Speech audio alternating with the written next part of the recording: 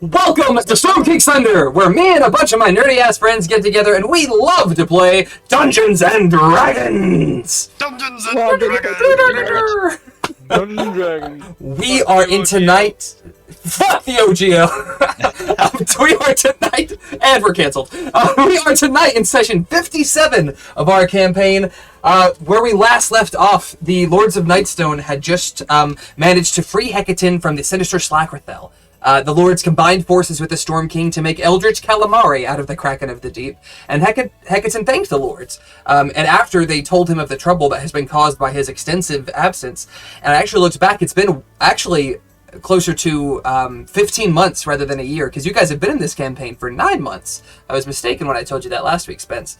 After being made aware of the situation in his court and the traitor, he ferried the lords and their ship across the sea to Maelstrom, and once there he wasted no time and stating that his number one priority was to oust the traitor and eliminate them. He asked the lords to take the lead on the investigation, and you guys asked the suspect several questions, eventually sussing out that Mirren and Nim both seemed guilty. And after some pressure was applied, Mirren confessed that Nim had given her the idea, and Nim said that no, Mirren had come to her asking for her help. They had appeared to have been enchanted. Both of them believed that they were telling the truth, and the sisters weren't able to recall a lot of the details with meeting with the Kraken Society. Goldbrand was keen enough to pick up on the fact that the ruling scepter was missing, and they had tried to have Sirius sniff it out, and while he did not find the scepter itself, he did pick up on Imelda casting a subtle spell. Bergen, realizing that she's lying when she says she didn't cast a thing, was able to ascertain that this is hella sus, and in that instant, Imelda tried to make a break for the throne.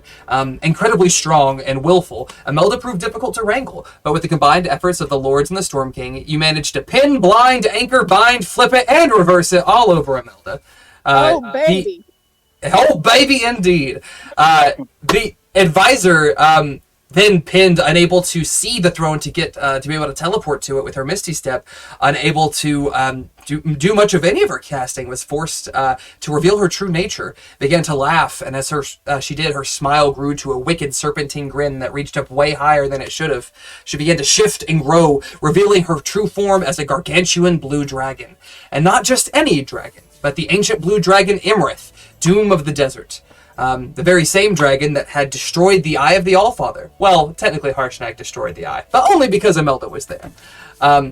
Unable to see the throne and forced into a corner, Iymrith was forced to flee Maelstrom, not claiming the throne as desired, but she did manage to make off with the ruling scepter, therefore preventing Hecaton from reclaiming the throne and restoring the ordning. A plan was made to protect the throne, and sent Uthor and some of the men to face Iymrith at her lair and the ruins of Ascore, and then and the force should arrive within 3 days. The Lords agreed to assist, taking down Iymrith, provided that Hecaton aid them against the army of Bane Darkwind. The Storm King agreed, and you guys returned home to Nightstone, being taxied over by your favorite Safine.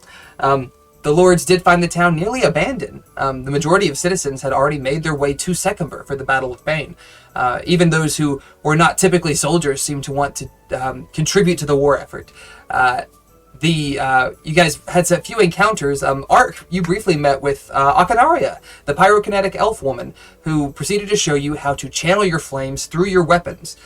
So you can use a charge of your fire breath to ignite both your weapons and deal an extra 3d10 on a hit. I wish they forgot about that. Yeah, fun shit.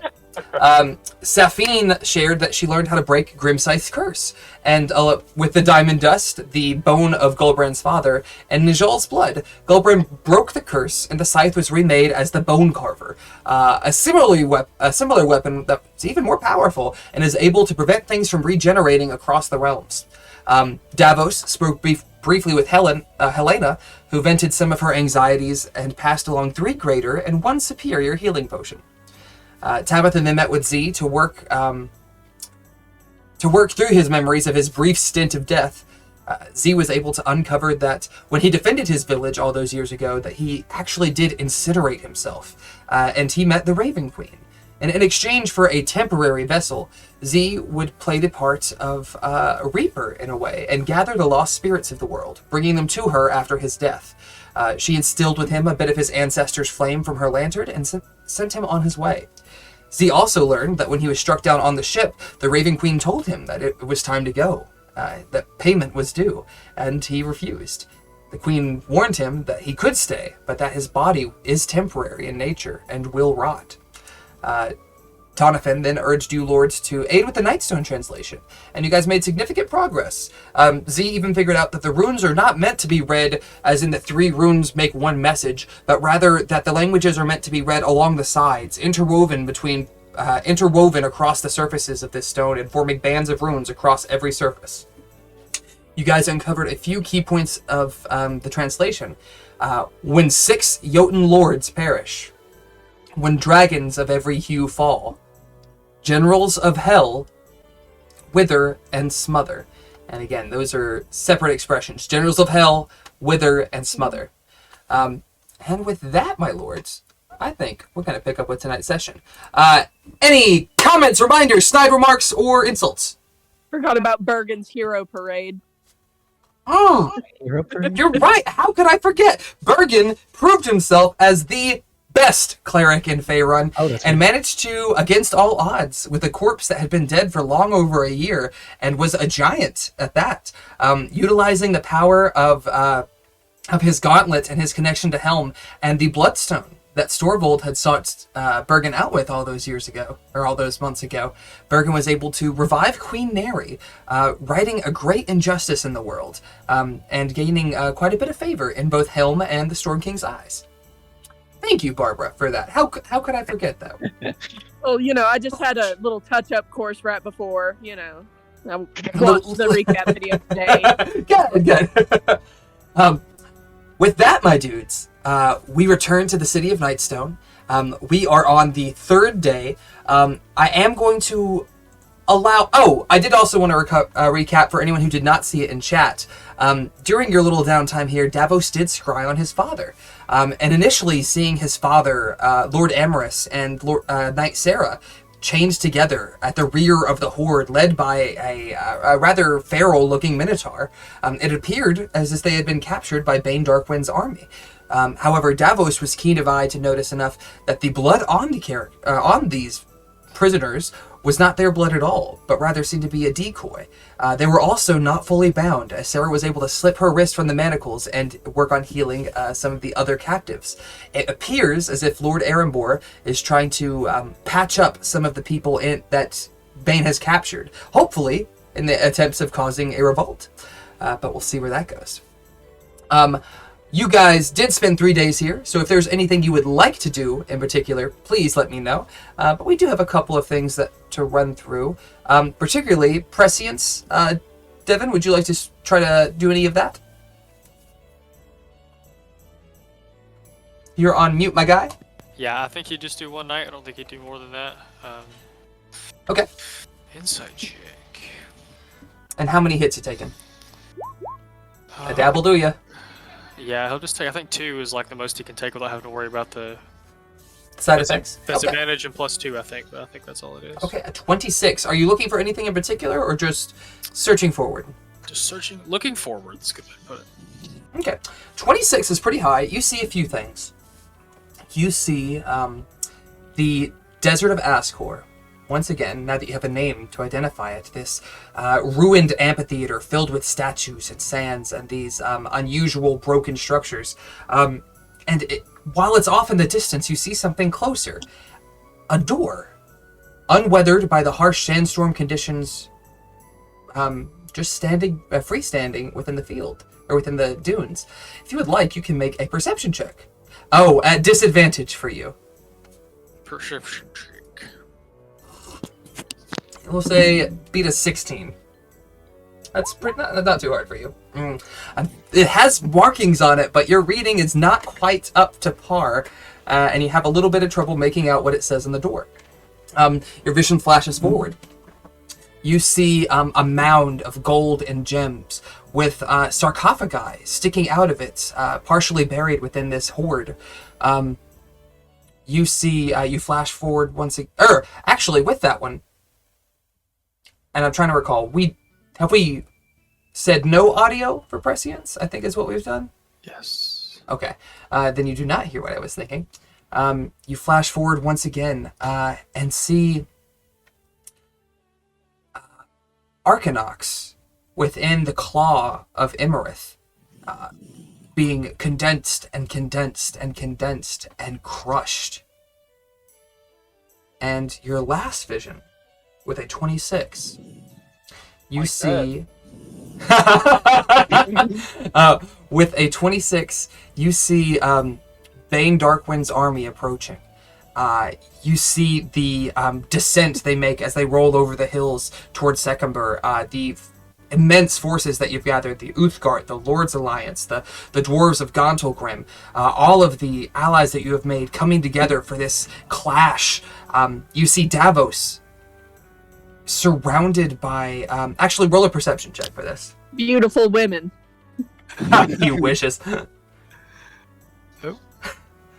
I think Goldbrand's like saying this aloud, and that's not what Davos interjects with. Just, Not great. did you roll 2? Oh no, it's 12. You see him surrounded by soldiers who are just lashing out at him, trying to tear into him. You see these enormous ogre-like creatures that have catapults onto their back. You see just a swath of monstrous entities from across the spectrum. You see undead, you see fiends, you see all sorts of Zentarum soldiers and dark creatures that just seem to be gathered in mass in an unimaginable scale. And as you see this vision, you realize that you guys are outnumbered. It's an unsettling feeling as you come back about, I'll say, a couple hours later after your trip. If you would like to speak of any of that or talk to anyone Fucks you might. all of that noise. Yeah, no, I don't think he would withhold the information. I don't know. He would probably. He would mention eventually, sometime in the next couple of days, I think, or the next day and a half, or whatever's left over. The next time they're all convened, I did the things. Then he would tell them everything he saw. Who did you say it was that you saw the people lashing out at the beginning? Was it Erenbor? Somebody Lashing. the field of battle. Davos was lashing out at a bunch of different soldiers Yeah, that okay. were around him. Sorry, I was like, I just told you like 4 visions. I'm not sure which one you're talking about. No, Yeah. I mean, Okay. I don't think You he would shared- expressly be like, "You're going to die, you're going to die," but he would tell them what he saw. Indeed. Since you have done your prescience, Davos may choose to do a second scrying if you guys would like to voice something that you would like him to look at. Or try to look at. Who's he trying to look at when he saw what he saw last time? Was he trying to scry on his father? Erenbor. Yeah. He tried to scry on his dad. He's tried to scry on Iymrith before. She's very well warded. Bane is similarly warded, but not... He would almost get the impression that it's more of the dark force of Bane trying to shroud him from Lathander's servant speaking in, as opposed to Iymrith that just has a series of sigils and wards to protect herself. Who would you like him to scry on, if anyone? We could also scry on Gideon and Osvius, but we can also just contact them. So True. And you may use the mirror at this point if you would like to call anybody, or technically Davos has sending, even though we never remember it, so y'all can message anybody if you want. Might be a good idea to get a pulse on what those two are saying before scrying on someone else. Okay. those two are Erenbor. I think we should scry on Erenbor and we call Gideon and Osvius and let them know if they don't already know. Since he scried on Erenbor during this downtime, you're not really going to learn too much else, but we'll say that was day 1 of scrying, and on day 2 you guys reach out to Gideon and Osvius. That sound fair? Sure. Yes. Okay. Gideon and Osvius, let me hop back over here. Gideon tells you, the horde has grown exponentially. The army marched on Loudwater, but rather than overrunning them or fighting them, Loudwater seemed to welcome them with open arms. Davos would know that Loudwater is controlled by the Zentarum, and as such is loyal to this army that's approaching. Rather than slowing them down, they bolstered their forces. Even the Seven Snakes, the bandits that tried to take Nightstone all those months ago, they joined forces with them. I began to notice even more unsettling creatures like vampires. And the tiefling, that creepy, wide-eyed tiefling, has been raising the dead. All the people that they slaughter as they make their way through, she is rising up to make a legion of zombies and skeletons. They've completely decimated Hillsborough, a sizable town in the countryside, as well as several other small villages. There's also, and I'm going to swap to the map for a second, there's also a huge reptilian beast with 9 fire-breathing heads that is incinerating the high forest. I'm going to drop you guys on your map. Fucking Tiamat. I think he said 9 heads. 9 heads, indeed. You guys look to the east of Nightstone. After all this shit gets loaded, God, you'll see a lot of activity. There's a lot going on. In addition to, obviously on the west side of the battlefield, you see a lot of the Uthgar over here. You see your giant allies. You see some of the forces of Golden Fields, of the Lord's Alliance. You see quite a few of your allies have come together to try to stave this off. Meanwhile, and at this point, we're just 2 days out. They've also, they're beginning to approach Zelbros, and given their track record, it'll be decimated before dawn. And you can kind of see on the right side, the eastern side, in the far back, are Erenbor and his men, and then just this horde of creatures that stands in between. And it just seems to be getting bigger every single day. Gideon will ask you if you have any further instructions for him, or if you want him to just continue keeping an eye and moving ahead. I'm wondering if we shouldn't call him back. Like, we're running the chance of him getting caught. I don't feel like how much more is he really going to learn from this? Like, we know they're just going to keep steamrolling and getting bigger.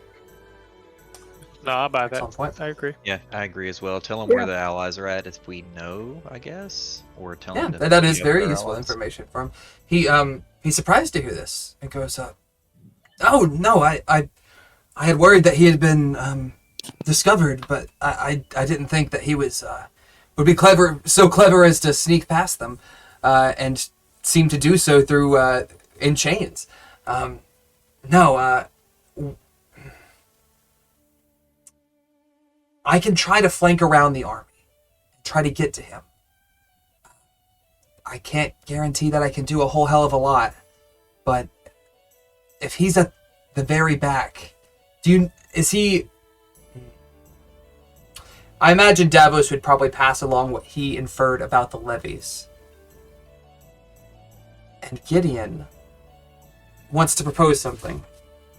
What if I wait on the eastern side of the river, across from Secumber, and when the army gets close and they send out the levies, I can try to mobilize, free them, do whatever I can to try to get as many of those people out of there.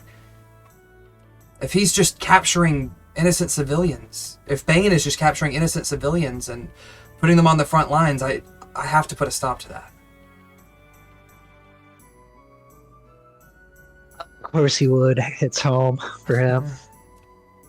Your kid Goldbrand, but that frees me up to be a bit less or a bit more indiscriminate down the line. I mean, I know what Goldbrand's gonna say.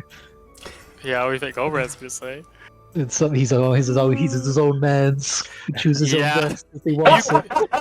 Something of that What I effect. would do, but you make your own decisions is essentially what I'm thinking. I feel like Yeah. Goldbrand would be like, you hide on the side of the river. What a cowardice way to go. Charge head on. That's probably more accurate, actually. It's key that he wants to save them. Goldbrand would be like, you can just kill them when they get to us. Yeah. He's like, Kill yeah, the but children. what they're going to do is they're going to send all these people forward, and then they're going to send in their infantry behind them. They're going to force these people to march into your troops. Yes. And we're either going to have to cut them down, or stop them or free them before they get to that point. I mean, I'm okay with that as long as he's okay with that. Obviously, he understands the repercussions and what he's in for. I don't think he should pressure Osvius. If Osvius wants to GTFO, he should probably be allowed to do so. Osvius, It sounds like That's a you good won't be point. alone either. Like it sounds like Arambor and Sarah and company are going to be Yeah. doing the same thing. Part of Yeah, because that, yeah. they're going to be in they're, the levies. they're within the levies, yeah. But depending on how many people they have, it might be hard for them to liberate or free a bunch of them, especially if they are similar to how they are chained, quote unquote, to the not the Manicore, the Minotaur. That there might be other guards there that are chained to the slaves. Osvius thinks on it. No, Gideon is right.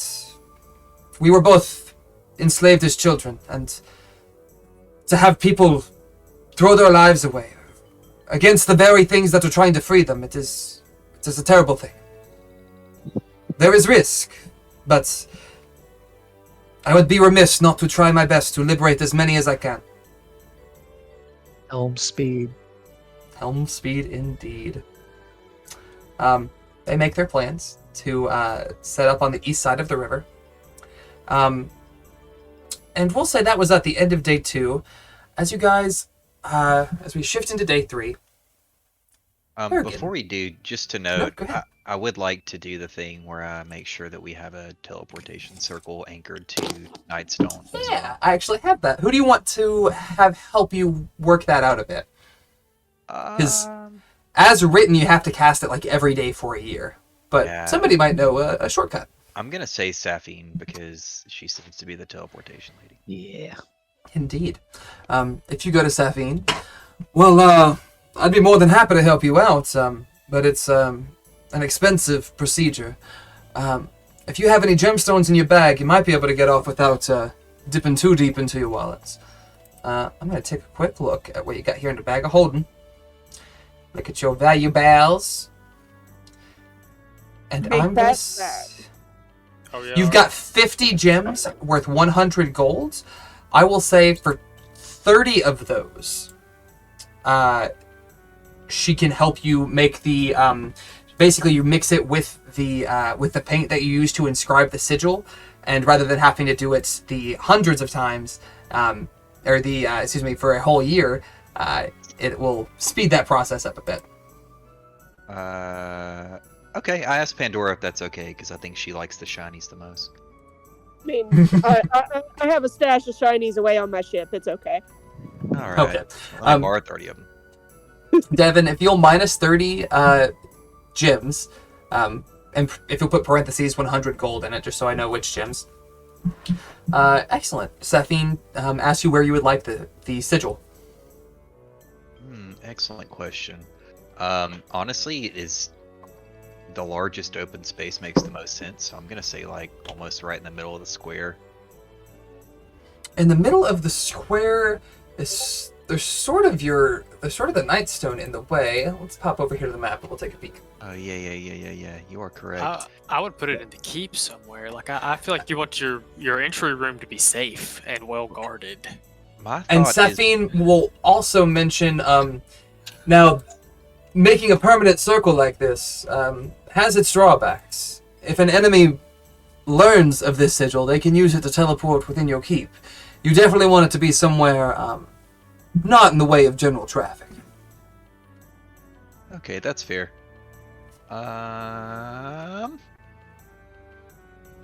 Yeah, I'd say maybe off to the side then. I don't know if even putting it inside of like where we would sleep would be a great call. Yeah. I wonder if we could put it in the forest. Like just outside of town. You do have the Rangers Lodge out there. You could certainly put one in there. There are, the Rangers do come and go through there, but How big are they? the sigil? Mm-hmm. I think it's like a 10-foot circle, like Yeah. 10-foot diameter, so like 4 squares. So we could just put it in a room in the castle if we wanted to. Yeah, you could put it in your basement. You don't really have a lot of free floor space upstairs or on the main floor. You could put it upstairs with the aviary and the dock for the West Wind Wyvern. Can we put it? Is this the dining room on the ground floor? Which one? On the The ground. upper. well, there's 4 rooms on the ground floor. The upper right is the dining room. The bottom left is the war room. That's where your map is set up. The bottom, excuse me, that was bottom right. The bottom left is the library. I'm like 2 or 3 maps above you. Is this? Oh, that's the Nightstone Inn. I see. Never mind. I made a mistake. Yeah, you're good. Keep is down here. Blue, blue. No, I agree with Josh. I don't know if there's a lot of room to keep either. Yeah, the only place I could imagine would be like down here on the lower level, maybe where Yeah, the storage stuff is. And those squares are 10 feet squares, so it would fit. You'll have to do a little bit of tidying up, but the feng shui was off in here anyway, so breath of fresh air for you. You guys spend the better part of the second day, actually, rather painstakingly going through and creating this sigil. Since Z, you are the one creating it, is there any particular element you draw from in your design of it? You can choose to have like shapes, you can choose to have certain runes, you can choose to have it primarily composed of letters, but it'll be completely unique from any other sigil that exists. Oh, interesting. So I think because of sort of how my powers have evolved, I think I actually want to make them runes that sort of represent the idea of elements going in a circle. Excellent. So if you think about like little swirls for wind and like little wisp of flame that sort of mold into water and like rigid earth. Oh yeah, just in a cycle continuously. I love it. No, fantastic. You do so. It's a bit painstaking. Like for the first hour, like you're having a blast. You're like, this is exciting. And then by like hour 3 or 4, like your hand is numb. Like you're like on a plank. Like Goldbrand's laying on the ground beside the sigil, like holding a 2x6 to his chest, and you're like out on the 2x6, like trying to write this stuff in the middle of the sigil.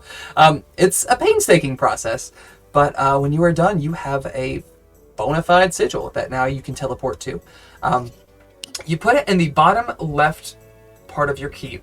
I will say that nobody but the 6 lords or the 9 lords, I'll say, because Tally and Zat and them have rooms down here. Nobody but those 9 lords and Safine knows of this. Safine asks if you would like to try to conceal it. Place a rug or something over it. I don't know if people have a reason to be in here, but I kind of also want to say yeah for good measure. Better safe than sorry, sure. Yeah. You about to say something, Devin? No, I'm about it. Better safe than sorry. Okay. Still You works, go out and pick out a... Yeah. You go out and pick out a lovely rug from the tailor, and he manages to throw something together for you. And with that, we go to the dawn of the 3rd day. And Bergen, you once again find yourself in an icy hellscape. Not Nightstone. A dark, twisted forest that grows into strange shapes. Jagged stones covered in razor-sharp ice along this frozen tundra. And some 40 or so feet away, you see a pale woman's face with black voids for eyes, dressed in a fine layer of frost, with tendrils of frozen hair that clack and sing as if icicles. I'm going to drop an image here. Actually, I'll do it in Strongholds and Followers. You see 6 black and blue wings are curled up behind her. Come on. I don't know if that's sent or not. You see 6 black and blue curled wings are curled behind her, almost as if a withered flower. And a large rack of black horns atop her head holds an icy crown high on the brow of her scowling face. And she moves almost unnaturally. Not really looking at you. No pupils to her eyes, just these endless black voids. And you see her in the distance just... With this ring, I thee rend. And rushes up to you really quick. You flinch and throw your hands up, and a burst of flame erupts before you. And you awaken in your room. Once more, at dawn, the egg that houses Ember has burst into flame and hatched, giving you quite the startling alarm clock. You now have baby Ember once more. Mezzo is not here to grow him up, as it were. But when an ally falls within 30 feet, when they make their first death save, Ember can restore them to 5 hit points. They still lose the turn and are prone, but it picks them up and gets them going. Weird. Spooky. I'm assuming that's the Queen of Winter or whatever from the Fae. You're realm. definitely getting that vibe. I was gonna ask Oh, if he was yeah. gonna convey Forgot this about so I her. could ask if I recognized her or not. You'll haven't seen this particular queen. You have seen the Fall Queen, the Autumn Queen, and based on what you based on what you saw from her, this seems like a similar such figure. And she wants this shit. it's unsettling, yeah. And you know that this was originally her ring, and perhaps it has some connection to her. You're not exactly sure the extent of it, but these nightmares are growing more frequent, and you're growing more uneasy with them. If you would like to do anything with that, you're welcome to. If not, we'll proceed. Can I got a couple spell slots to fill out. I'm re-prepping spells and shit during these 3 Sure. days. I have a Word of Recall. Can I set that designated? Do you want me to drop that in chat? Yeah, if you would not mind. I do not know It's that one. it's neat. It's like a teleport for clerks, I think. He gets to like Bert, Bert. just like pick a spot and he can take us all back to if he has to. Very cool. You guys got a couple emergency exits. I like it. Yeah, when you guys were prepping that last one, I was like, hold up. So Good. I'm going to set that to the Temple of Helm. Fantastic. You and up to 5 willing creatures. Okay, so it gets the 6 of your party. Teleport to a previously designated sanctuary. Select.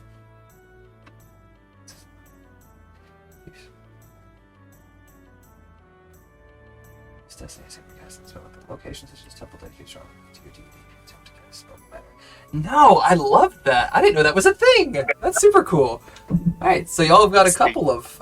You've got your circle set. You've got your word of recall set, and I will say, Bergen does this as a prayer that takes a little bit of time, and as he says these words, the floor beneath him begins. I don't know if you guys have ever seen like the laser etchers. They'll have like a steel tumbler and they'll etch like a logo into it. It's almost like that, like sparks of light flying up as this circle around him comes into form and being, and has these runes along the edges that are prayers to Helm. Very cool. Nice little callback circle. Excellent. Look at us, we're prepared adventurers. Exactly. I'm That's surprised. the kind that usually die. Can I ask Bergen a question really quick? Of course, yeah. Y'all are welcome to interact as desired. Do you have any like second level healing spells? I don't know much about healing spells. I don't know how many slots they take or what they do. And more importantly, how many slots does a revive spell take? So it just kind of depends and varies. Like I've got this one thing, I got this feat that's pretty cool, and I try to save it. I use it twice per long rest, and I try to save it for like when several people are down or we're all really close. But it doesn't count or cost a spell slot. And as an action, I can restore up to 60 hit points among any creatures within 30 feet of me. I distribute the hit points as much as I want.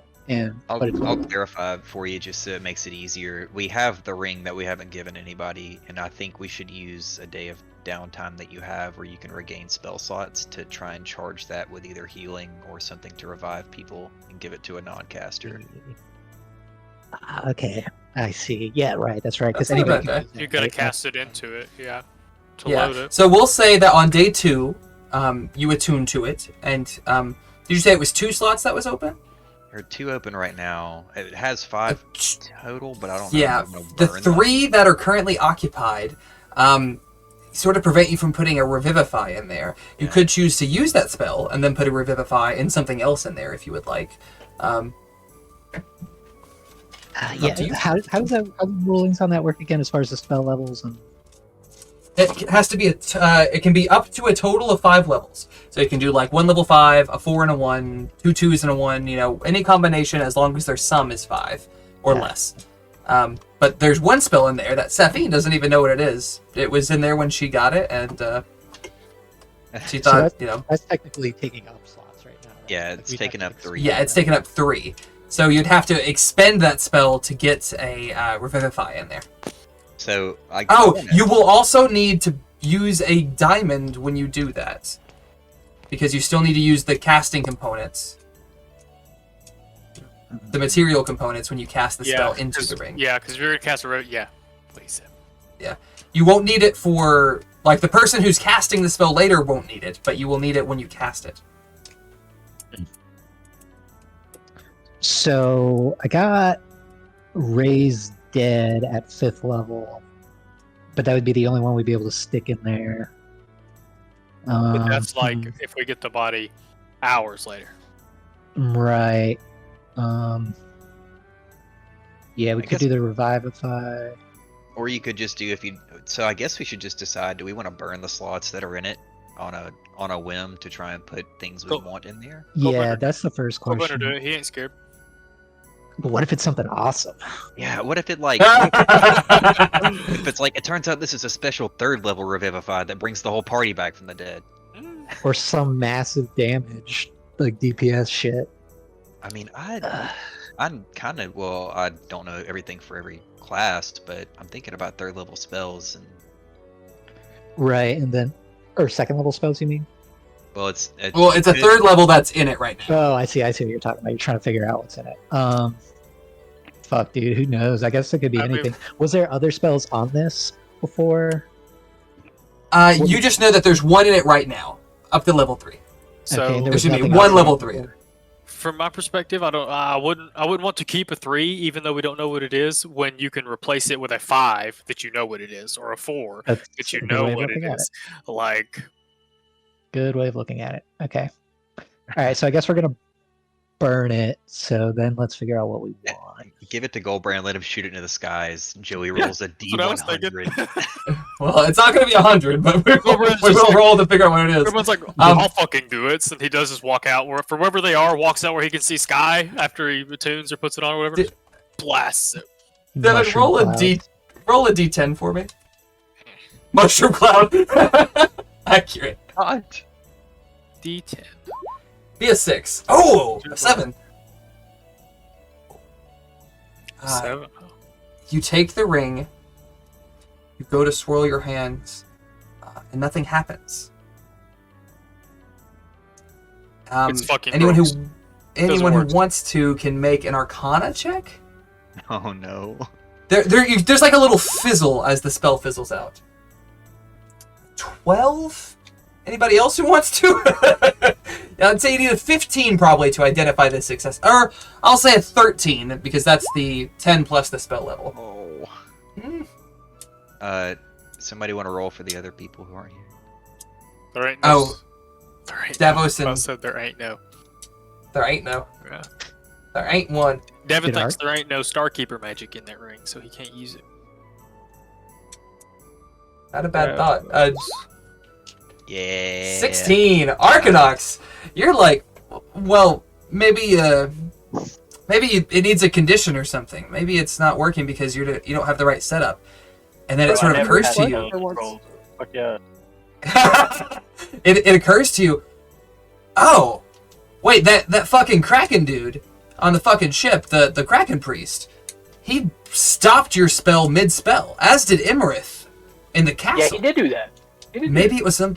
And you get the idea. And now that he mentions it, the little fizzle out seems like it was a counter spell. It's the counter spell. Man. So that's no, a 7 was a rough. I was hoping it would be the fireball, but y'all got one off.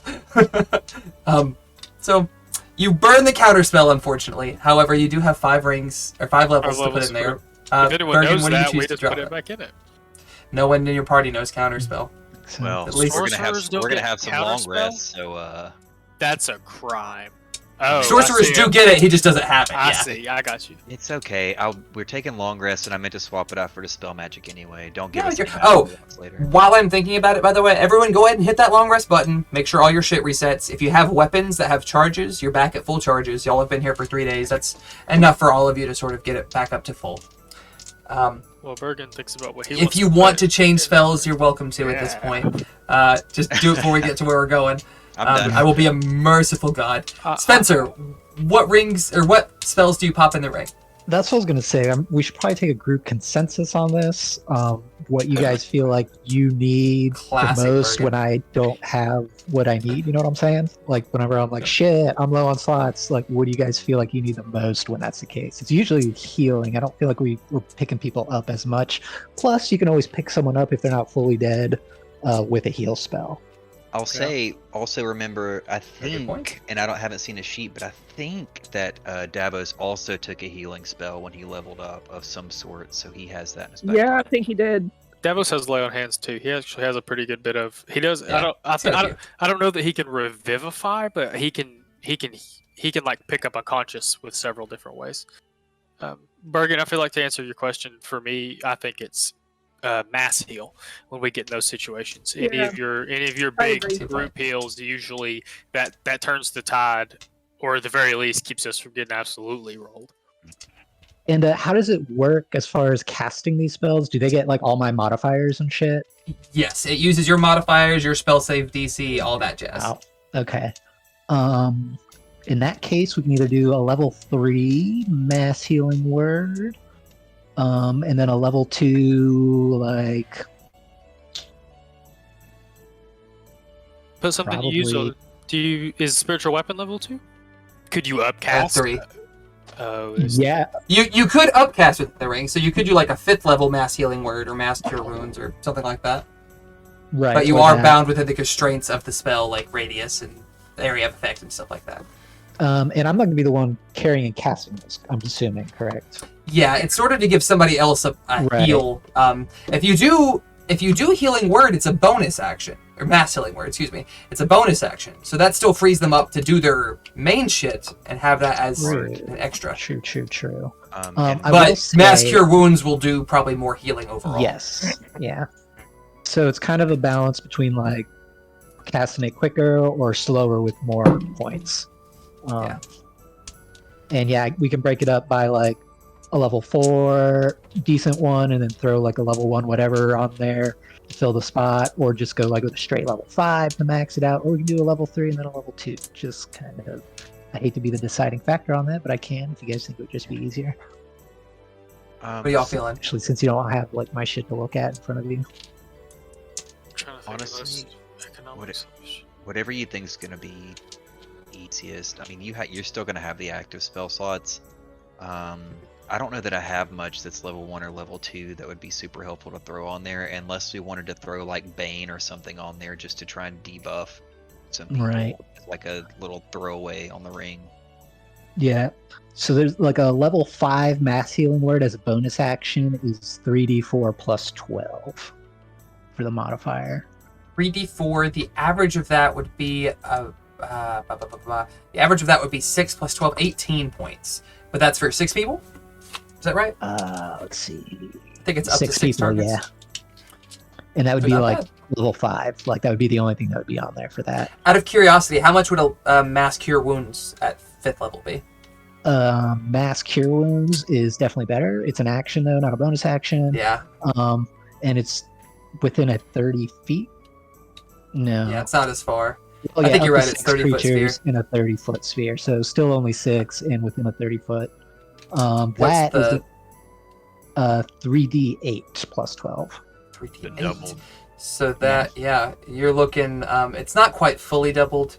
3d8, 5, 9. It's like 22 points, I think. So either 22 to 6 people as an action, or 18 to everybody as a bonus action. Are you Level gonna- 5 cure wounds is 5d8 plus 12. Oh, 5d8. Excuse me. But that's So, one That's person. Yeah. Such a close. It's just a much closer. So wait, was a 5th level healing word 3d4 or 5d4? 5th level healing word is 5d4. I see. So 5d4 would be 8, 9, 11. So a 5th level healing word would be 23. A 5th level cure wounds, 18, 23 plus 12 would be 35. So 35 points to everybody as an action, or what did I say? 23 points to everybody as a bonus action. And that would be a level 5. That would be like the only thing on there. Yeah. I mean, I think that free heals is free heals, and honestly, we should probably go ahead and put this out there now. My vote was to give it to Pandora because she's good at being hidey hide, and then she can pop a spell from a hidey hole and sort of give us all some heals. Hopefully, not be seen. So maybe we leave it up to you a bit as well. I kind of think we go with the healing word, because of the range. If it's going to be from her hidey hole, it needs to hopefully cover everybody on the map. Right. That's a good point. And it's a bonus action, which Pandora does not have a whole lot of. That is what she typically hides with. But, you know, in a critical situation, it might be worth the heal over the hide. Fair. Alright. Is that the consensus? Going once, going twice? Do it. Okay. If somebody will mark that in the bag, 5th level healing word in Ring of Spell Storing. Fantastic! Pandora, you spend the day, you sort of wander about a bit. It's weird that town is so quiet, so empty. You know, you're used to it being sort of a lively, jovial place. People see you guys and they're excited, they celebrate, but everyone here is sort of dour, and the mood here is very tense. You spend some day walking among the town, and you make your way to the Nightstone. And you gaze at the amethyst gems beneath it, whose gravitational magic allows the stone to float in the first place. And you see these just beautiful pink amethyst gems. You think of the amethyst dragon, the bow that you were blessed with, the powers that you've developed since. And you hear a voice. You did well, Pandora. Thank you for planting my gem. You chose a fine home for it. And for yourself as well, apparently. Tell me, do you like it here? And you recognize this voice as the voice of the Amethyst Dragon. I mean, like it in Nightstone? Mhm. Like, you know, yeah, I guess it's pretty good. I can't steal a whole bunch of stuff, but it's still pretty nice. Legitimate complaint from Pandora. The voice laughs. Well, I'm glad you are finding it agreeable. You know, a few things missing here and there. Who's really going to miss them? See, You know, the commoners probably don't have much, but the other lords, I'm sure, have plenty. Just pick their pockets from time to time. Keep things You know. interesting. everybody on their toes. The voice goes, tell me, has the bow proven helpful? It absolutely has. I've kicked a lot of ass with it. Precisely what I hoped you'd do with it. And even yet, with as powerful as it is, perhaps there is room for improvement. Reach down and touch the bow to one of the amethysts. Dink. Dink indeed. And as you do, they begin to glow this dim pink light. And you feel the ground kind of tremble and rumble a bit. And you hear this, almost like a blasting. Not quite explosive, but just things being shoved through the earth. And you hear it coming from all around you. And all along the walls of Nightstone, on the outside where the moat is, there are now amethyst gems sticking out from around the entire keep. It doesn't seem to have the same gravitational effect that the primary gems within the center do, but your bow seems to react to it. The amethyst atop it seems to like grow and flare out, almost as if wings on the top and bottom, made of this amethyst stone. It's already on your character sheet, because I knew we were going to do this early. This does a couple of things. It increases the damage of your violent attraction from a 1d10 to a 2d10. Oh, hell yeah. And it also lets you use 2 charges to cast the fly spell. This can be on yourself or on somebody else, but sort of to laugh in the face of gravity, you have a little extra mobility from that. Can go to the cat dimension in the sky. That sounds like you die, but okay. It really does that. All good cats go to heaven. Exactly. Oh no, hell is full of cats. I'm convinced of it. I was gonna say, if all dogs go to heaven, then cats are in hell. Cats are the torturers in hell. They claw you, they swipe you. It's Eon Life has everything many you I love ways it. that way. little hell cats. you get a nice little perk to your bow, and the voice of the amethyst dragon goes, "You have done me a great service, and it is my aim that your aim will likewise be improved." Damn. You have a nice little added feature for your bow, and you feel that sort of presence just drift away lightly, not fade completely, but just grow dormant would be a good word for it. Yeah, she's totally into me. Hot Stuff, as you nicknamed her. Never asked her name, but Hot Stuff. You're like, oh yeah, I still got it. I was just looking back at that today too, and I laughed at the fact that you called her hot stuff in the chat. It's funny. I'm not going to say exactly what. I was looking back at an old episode. It was in like the 30s, and there was something said that is so like, y'all don't know how fucking serious that what you just said is, but I'll find out soon. Devin over here, like, I have to watch all the 30 episodes and figure out what the fuck that was. You guys do have a nice preparation throughout the day as you feel like you're getting ready for this. Is there anything else you guys would like to do throughout the town or amongst your personal selves to prepare for your embarkment?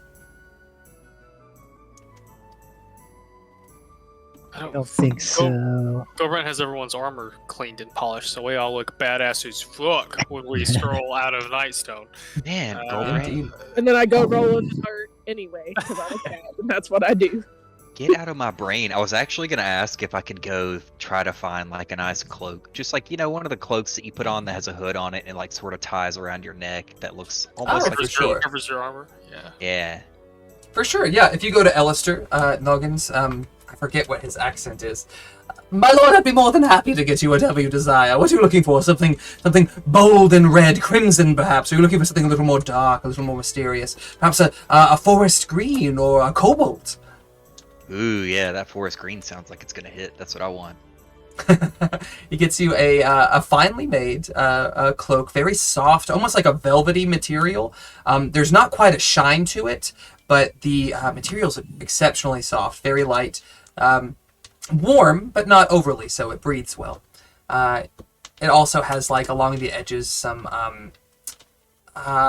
we'll say some silver thread that sort of is just etched around the edges to give it a nice little flair. Alistair would want it to be, you know, a little showy. Excellent. You got yourself a new cloak. I won't even charge you for it, because dude's like, town's empty as shit. I have nothing better to do.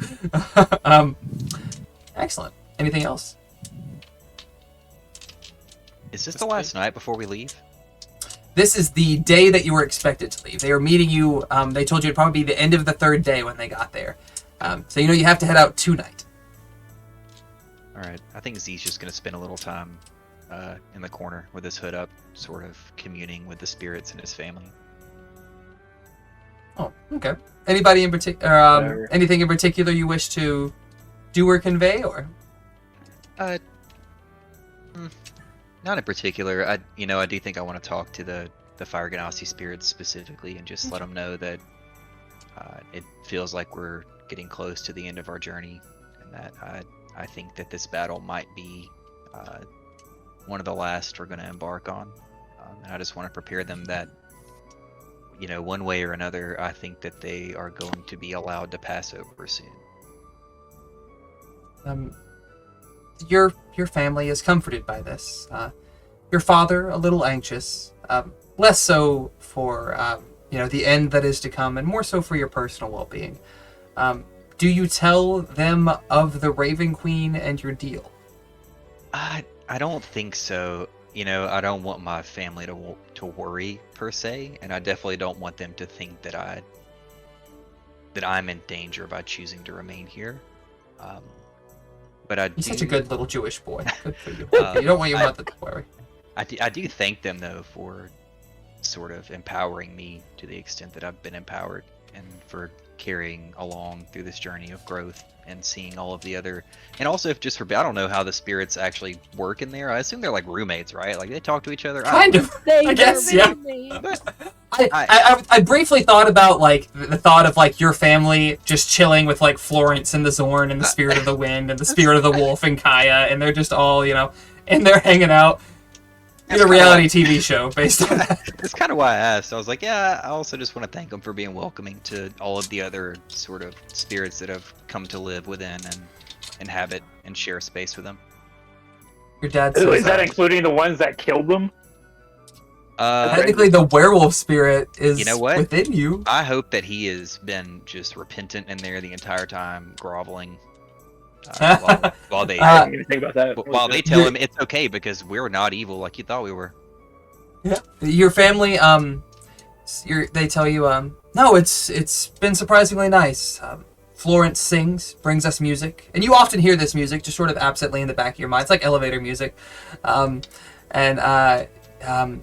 we've conversed a bit with the Spirit of the Wind, the Zorn. It's good to have Kaya, a nice reminder of home.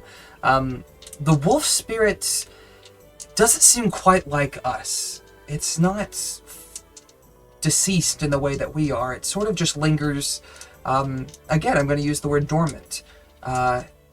When the moon grew bright, it grew more restless, and we grew more cautious, more quiet, tiptoeing around as if walking on eggshells. But now that the moon has begun to fade again, seems to be at rest.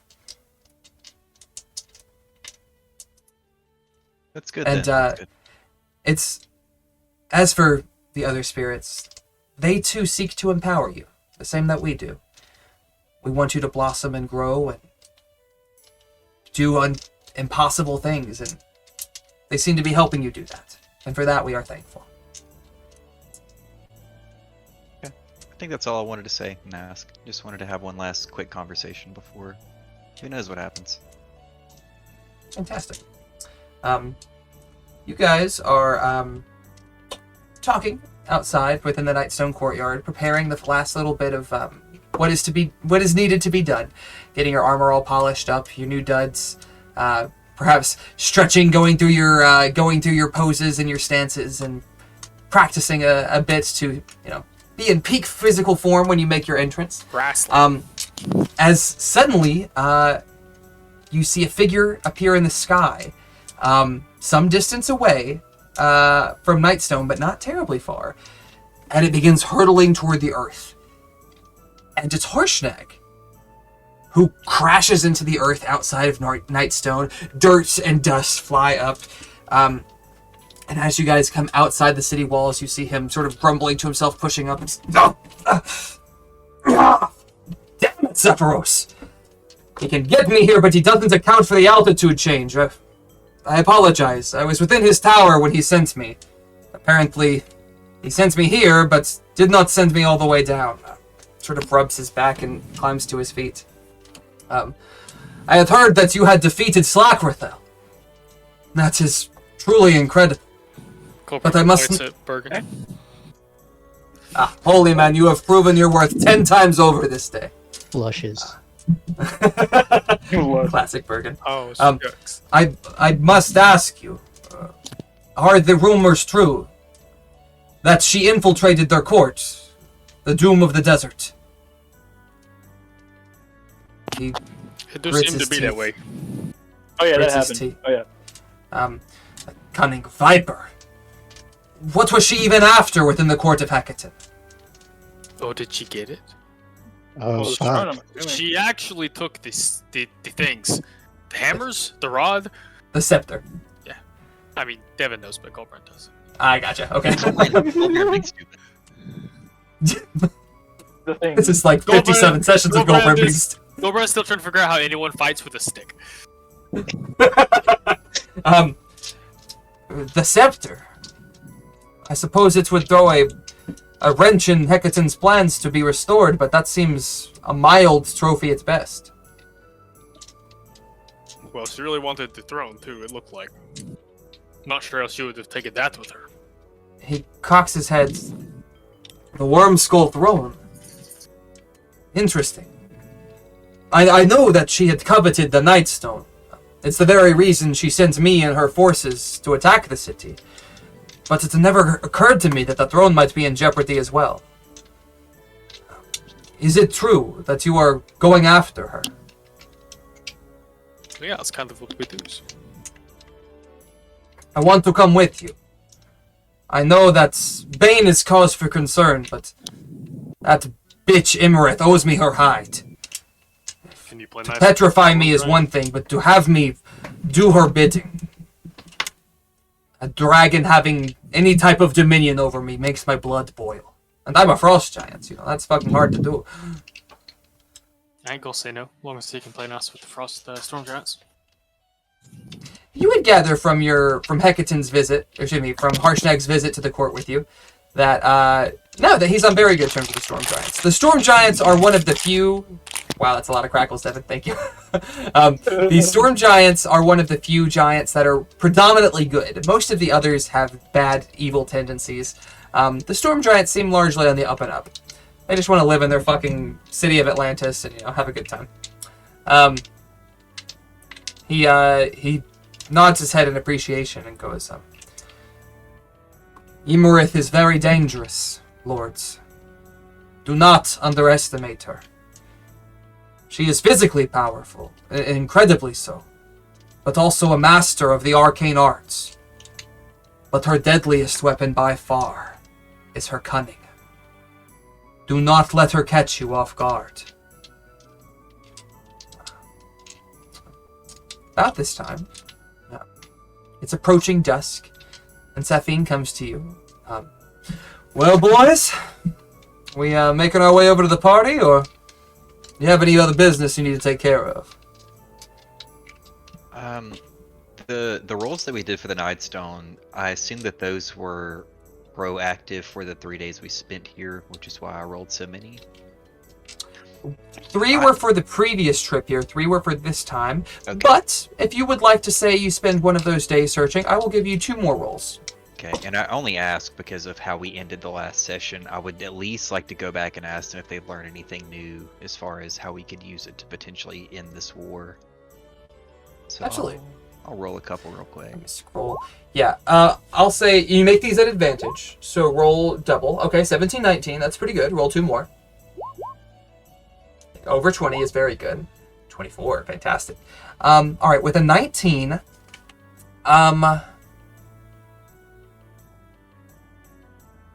with a 19, you get a series that's an infernal.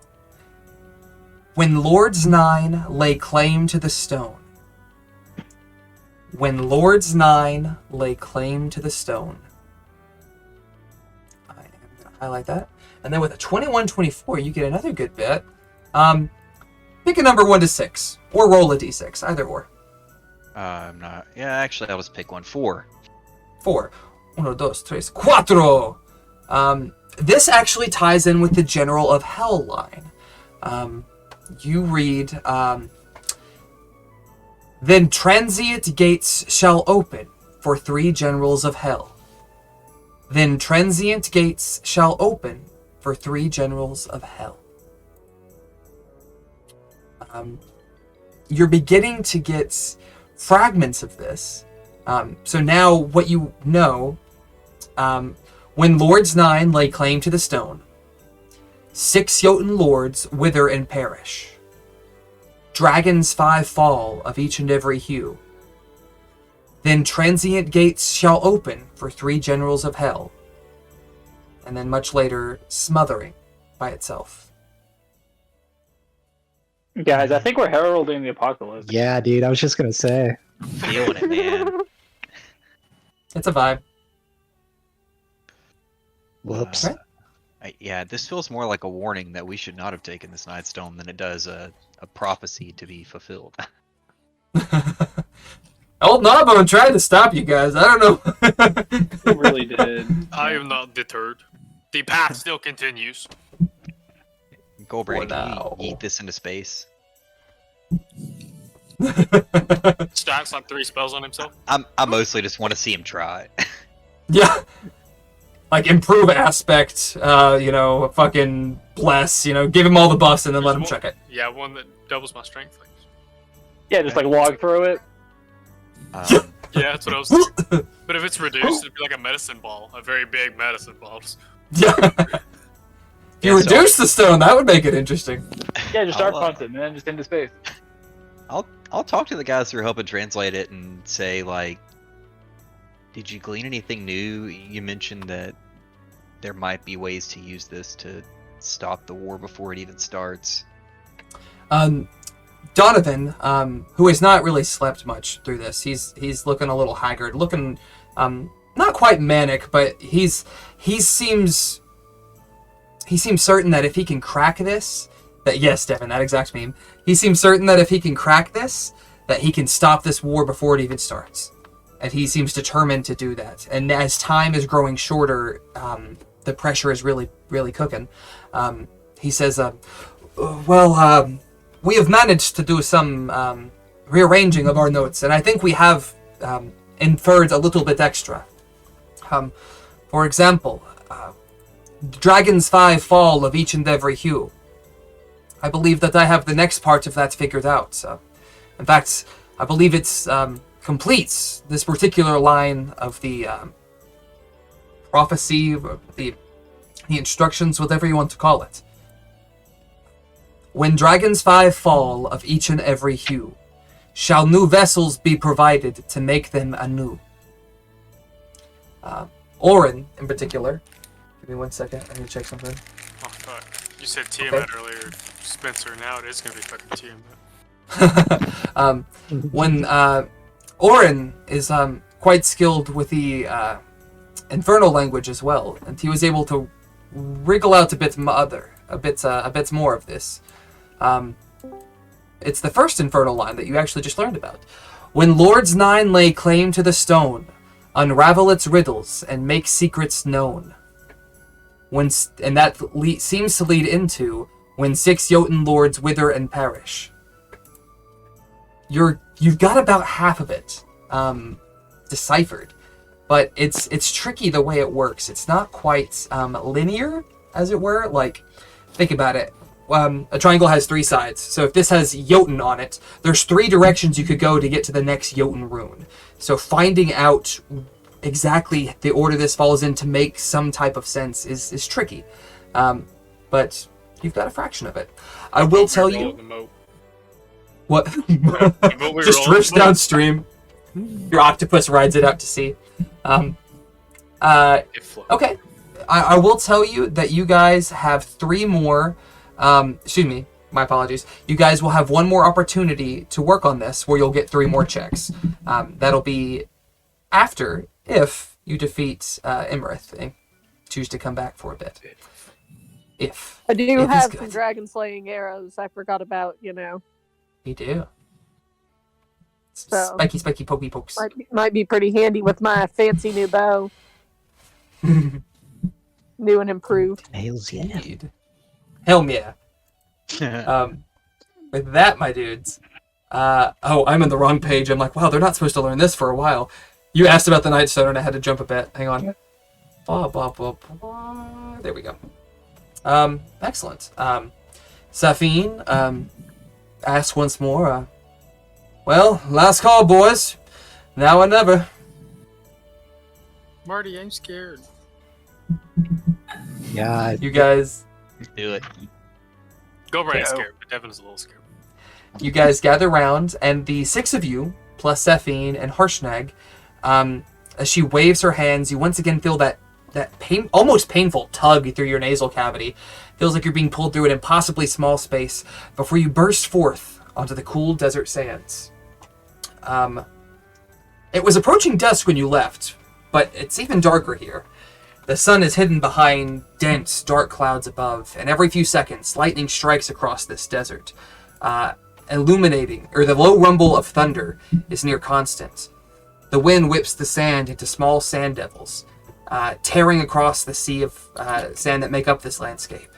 In the distance, you see the decrepit ruins of what must be Ascore. It's a little hard to make out the details, but you do see dozens of figures across the ruined amphitheater standing sentinel and still. I'm going to drop an image in your chat. And, oh, I forgot about Andrew's hand. Oh, rip. This image is actually six or five images pulled together. one of these is official art of Ascore. The others are just things that catch the vibe. And I was going to ask you guys, which do you think is the official one? Because I was surprised. I'll go to arrange some screens so I can see. We're scrunch. Sound like Scruffy. Which is the original? I'm gonna guess the middle right one. Middle right, the boat? Or little pointy thing that looks like a boat? Looks Which kinda ones like a are boat. official? Yeah, which one is official? There's only one that's legit. Top left. Yeah, I'm gonna say top left. I'm Either that or the middle left. Yeah, I'm gonna go with I think also top left or right middle. Okay. Z and Devin, you get a half point because you picked two.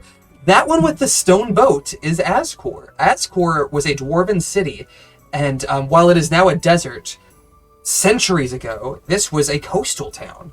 And it has fallen into quite a decrepit state of ruin. That obviously did not give you a good idea for what the actual landscape you're about to encounter is, so I put the others in for some flavor. I'll 'Cause take I'm all my about point of the inspiration flavor. and march away. Yeah! You know what? I'll allow it. Mark a point of inspiration. Oh, look at that. Booyah. In fact, we'll say everybody go ahead and take a point for the various things of preparing for this, for setting your sigils, for preparing your spells, for meeting with the Amethyst Dragon, for learning this new ability with your fire. You get the idea that you're very much approaching the pinnacle of this. You know there's Iymrith, and you know there's Bane. And those right now are the only things left on your horizons. So everybody go ahead and put down a point as Devin scowls. This is default. You see that these ruins in particular form a deep bowl, which is littered with sand dunes and dozens of these statues. Fragments of bridges and long dry aqueducts are scattered about, and you even manage to see a massive dark hole in the heart of the amphitheater.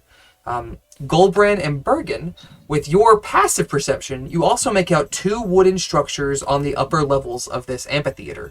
But I will allow two people to make a perception check if they would like to try to infer anything further. Oh, I got some perception. Get it. I don't have perception. Damn it. No, I don't. Never 19's mind. pretty solid. Barbara, they look... you actually needed a 20 to know exactly what they are. Wow, They look- stupid. They look like siege weapons. A catapult, maybe? It's a little funky looking, but it seems like a big catapult. Davos, since he's not here. Well, we're like supposed to meet Uthor here, right? Should we check in? See where he is? Or just chill here till he shows up? I mean, I'm cool either way. And we don't see him from our. Oh, we teleported there. We didn't fly there. You look around, you do not see. Also, Safine did not come with you. She sent Harshnag with you, but she has business to attend to get everything ready for the Battle of Bane. Just want to make that clear. Yeah, let's go find our giant friends, I guess. So look around. How do you find them? All out It's- to him. What? Hey, you guys. Can Davos do any? Does he have a cantrip? Is message a cantrip? I guess it's only within a Message very close- is, but it's only like 120 feet. He can use sending, but it'll use a spell slot. Let's just walk around till we find. Y'all don't really see anything. You know that... Do y'all know how they're coming? Hecatan said it, but I don't know if y'all recall. Rocks. Rocks, indeed. Yeah, they took the orcas to get to the Whalebone Islands, and then took the rocks from there to here.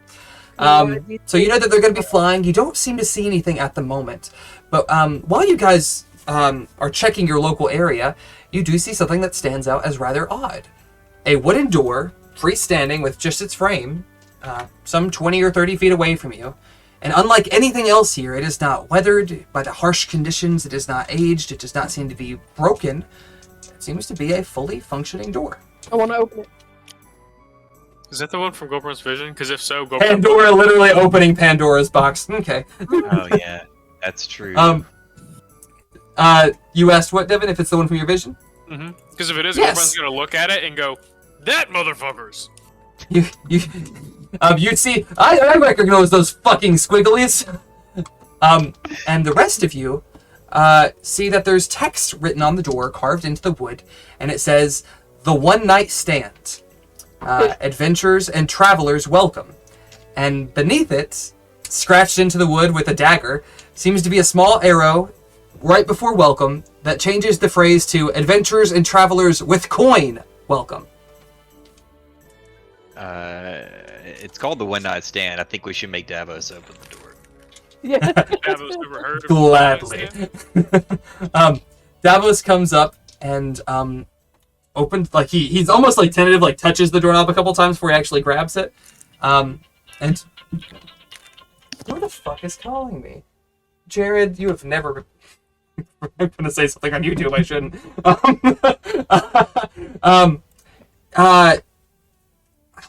Sorry, I lost my place. As Davos opens the door, the sand has actually built up in front of it, and it's an outward swinging door. He has to kind of jerk on it. Devin, will you roll a strength check for Davos? Jerk on it. Fuck you, Devin. Saw that. Strength check. Strength check. No, you're good. Just wanted to reiterate. Yeah. Come on, how do I do this? Wow, to rip. Oh! That's a 19 for him. That's really good for Davos. He's the master at jerking it, let me tell you. He takes the door, and it won't quite go because of the sand dune at first, and he pulls, and he pulls, and he grips onto it really tight, and he yanks it, and it actually pops off the hinges. And within the door, you see that it's actually the warm-lit interior of a bustling tavern, filled with various peoples and creatures that you've never seen before. Some of them are humans, elves, and dwarves, yes, but you also see a turtle, several lion-esque humanoids that resemble very ripped tabaxi. You see hags drinking from caustic cups, goblins sharing a brew, and a large owl-faced humanoid covered in feathers reads quietly by the fire. A raven-like creature sits along a small dragonborn creature, and a hippo humanoid, all engaged in a heated game of dice. You see one particular table of odd creatures. Two of them resemble almost praying mantises with 4 arms. One of them is a bronze dragonborn. Another is a purple-skinned elf. One is a half-elf hidden behind cowls and shawls, and the other a featureless slime creature that almost looks like a water elemental. Wait a minute. Wait a minute, indeed! That's our future party, y'all! That's us! Like, a month, give or take. Wow. So, Devin, at some point, our new party has to make their way to the One Night Stand. As it is written, as it must be.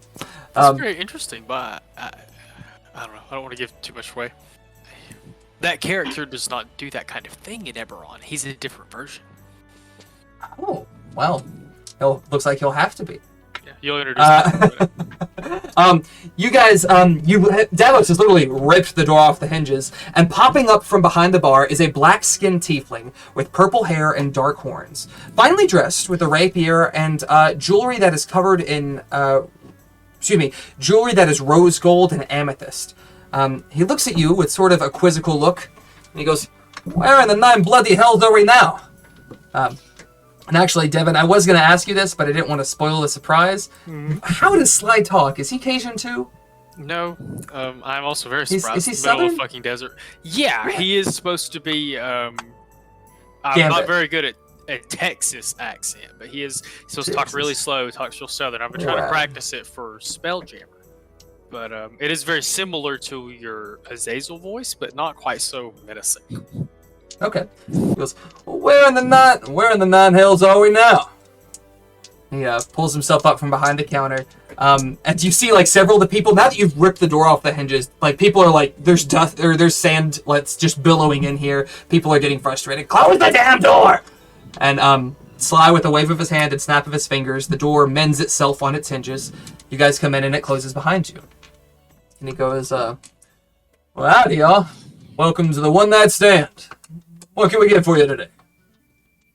The fucks. I want to apologize for my excitable friend. He thought One Night Stand meant there was some action going on here. I'll have a mead. He looks at him and sees the loot on his back, and he goes, "Fucking bards, man. That mead will be coming right up." And he takes the glass down, polishes it, cleans it up, and fills it with a nice hearty mead and slides it down to you. The rest of you would like a drink. He's more than happy to serve it up. I want to know if there's anything stout, like a whiskey in here. Yeah, Oh, we've yeah. got all sorts of stuff. What are you looking for? Something you like cinnamon whiskey? You want something a little more refined? You want a bourbon? What are you Listen, feeling? I use enough fireballs during the day. I don't need any more in my drinks. And then I asked for just a standard stout whiskey. Excellent. Um, He gets. As I sip it, I want to look at the owl person and sort of squint my eyes and say, Wan Shi Tong, is that you? It does look that vibe for sure. The owlin, as it's known, sort of like it doesn't even like shift its body at all, but its head like swivels on its axis and sees you and sort of goes back to its reading. Sly, the gentleman behind the bar, actually should introduce himself. Well, welcome, y'all. Name's Sly. This is my establishment. I gotta ask, where are we today? I'm fucking nowhere. Goldbrand's very confused. Goldbrand wants any kind of liquor. I looked at the picture. He's like, "Do you have more of this?" and hands him his liquor skin. Oh, he'll top you off nice and generously. Perfect. But we're in the middle of a fucking desert, actually. Well, the physical location is not very important to me. Really, what I'm asking is more of what plane are we on? Where the hell in the cosmos are you? What an interesting question. Are we on the plane of fire? Are we in Shadowfell? Are we in... Give me something. A city. Middle Earth. Middle Earth. You're in the material plane? What is it fucking called? Sir, you're saying things that don't make any sense to me. I mean, we've been to other planes, but we're on the normal ones. The ones we're all fucking from. I'm assuming we are in a place of a multi-dimensional, what do you call them? This is the TARDIS. Yeah. I almost made a very terrible joke. I'm gonna bite my tongue. Motherfucker, he goes, if we walks out of here and we're not still in the deserts, I'm going to come back and find you. Yeah. Fly laughs. He goes, "Don't worry, no. The one-night stand jumps planes, but only overnight. As long as you don't overstay your welcome, you'll still go back home." I gotta say, it's not often we get new adventurers who stumble across us. I don't really steer this thing so much as it just pops up wherever it's needed. I gotta ask, what are you guys up to? Adventurers always have something exciting going on. Murder. Yes. For starters, did you know there's dragons out there? It's like 100 feet that ways. He goes, well, there's dragons all over this place, but I'm not really worried about them getting in here. Besides, not like we have much that they'd want, other than good ale and good food, and occasionally good company, depending on what blows through. I'm assuming Harshnag's not in here with us. No, thank you for bringing that up. Harshnag decided to stay outside as he A, could not fit in the door, and B, wanted to keep an eye out for for your friends. He says, "You said there's a dragon out there. Are you gonna fight it? You gonna wrestle him?" I slap my hand on the bar and I'm like, "Listen, brother, I don't want to alarm you, but the 6 of us idiots are about to try to fight a whole army of them." A whole army of idiots. Well, y'all outnumbered, ain't you? Haha, got me. I don't know. God. I count for quite a few idiots. Also true. He goes, did y'all say you were fighting? I don't think anyone overtly did. No. He asked if that was y'all's intention, if he was gonna. What else are people like us in the middle Insight of the desert check. to do? You can certainly make an insight check. Birdine. Dude, bird. Get that inside. 27. He seems genuinely curious. Doesn't seem malicious.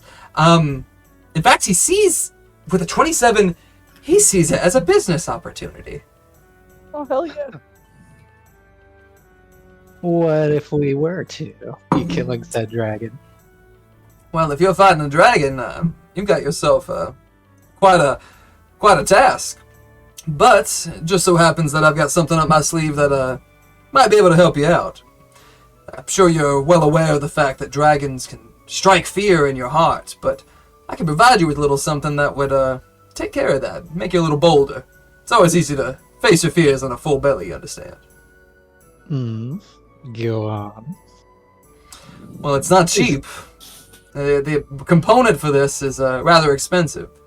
Cost me 1,000 gold. But, in return, you'll be sturdier, stronger, wiser, and, not so, that dragon won't strike a bit of fear within you. Sounds Well, like we know that'd it be works. pretty handy. Y'all talked at the same time. What was that? How do we know it works? Oh, of course it works. I ain't gonna charge you 1,000 gold and not give you something worth your due. Insight check. You gather? That is true. He's Oh, offering shit. you something. In fact, Okay. with a 24, roll a history check. Or history or religion. Beat a 15. Yeah, 15. When you Hmm, feel the so pressure, close. Wow, it the religious sucks. man. You don't really know what he's talking about, but you gather that he's being genuine, that for 1,000 gold, he can provide you with something, to help you out a bit. Does it require magical attunement? He goes, no, nothing like that. Just requires, you to be nice and hungry. That's What do you food. think, guys? I lean on the bar. I'm like, I could eat. Yeah. You guys, go to open your bag to pay the man, and you realize that you're short. You only have 200 gold in your bag. Oh. Eh.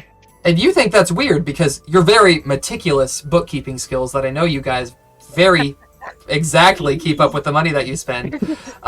You know that you should have 1,000 more gold than you do. Someone offered it for us?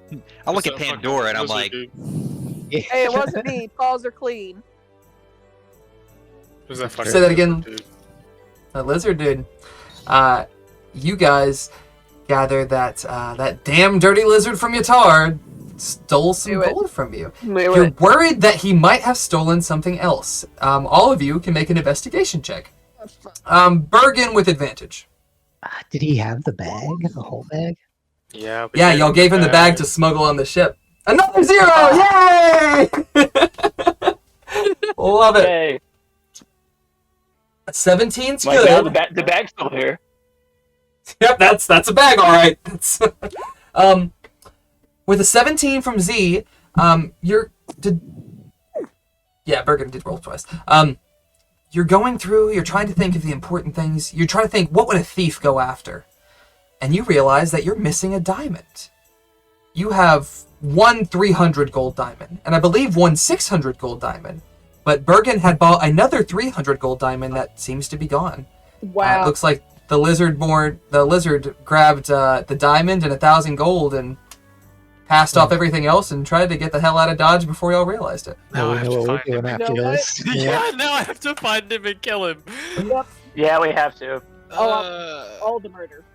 I like to think that Goldbrand's little bit of literacy goes into like a list of people he has to kill, and he's like adding lizard men to like to the top of it, lizard. the top Overbane lizard men. I promised I would come kill. Specifically promised to kill him. yeah, I'm like, You hey, guys, can this could TARDIS choose to move pick- the guitar? he goes, oh no, tomorrow morning we'll be in a whole different plane of existence. Could be Eberron, could be the Shadowfell, might be over at Strixhaven. We don't really know. Just wherever we pop up. You guys know you're Yeah. short on gold to buy this. You could offer him some of the valuables within the bag. I will also tell you, since Z got a 17, you know that you have some items in the bag that are made of diamonds. And you could try to get diamonds off of those to use for spells. As it is, you only have 2 diamonds to use for revive spells. We have a golden diamond ring. We'll probably pull the diamond out of that. That my How much is that eyelashes ring got worth? him. How much is that ring worth? 250? Yeah. Not enough. The diamond itself has to be worth at least 300. So you need something that's at least 600 gold. Oh, there's to this get- diamond encrusted diadem that's worth like 7,500 gold. And it's covered in diamonds. Y'all could destroy it, and we'll make a couple checks to see how much you salvage from it. Obviously, the diamonds aren't the only thing that gives it value. It is made of a precious metal. But you would get a good bit of diamonds from that if you decided to break it down. What checks would be needed for that? We would say a sleight of hand check. My thought is like you're trying to pry the diamonds out without destroying anything. I've got a plus we 13 also if y'all have- want me to do that. We also have We an should- ivory drinking horn we could break down. It's 750 gold. You could. The ivory drinking horn doesn't have diamonds on it. You could use that to pay the majority of what you owe him. We have 10 times golden dwarf teeth. I just want to put the bag on the counter and be like, let's just get us. Take it or leave it. Yeah, I mean, we also have, it looks like we have 4 platinum bracelets that are worth 750 gold each. So we could hand this man 2 bracelets if we wanted to. That's He likes what we owe jewelry, him. it looks like. Yeah, that would be a lot more than we owe him, I think. That would be about 500 more than you owe him. But that's a Yeah. nice little tip. Yeah, we can hand are him you one guys along just- with the electrum bracers with dwarven faces, and that'll come out to exactly 1,000 if we don't. There wanna you go. use Yeah, I would say let's worry about paying them because we have 2 diamonds for reses if we need it. But I would be shocked if we needed to res if like somebody flat out dies. I think we Hey, should but- keep the diamonds. It's so much Yeah. better to have them than to not. Like, Yeah. Oh, for just sure. in case.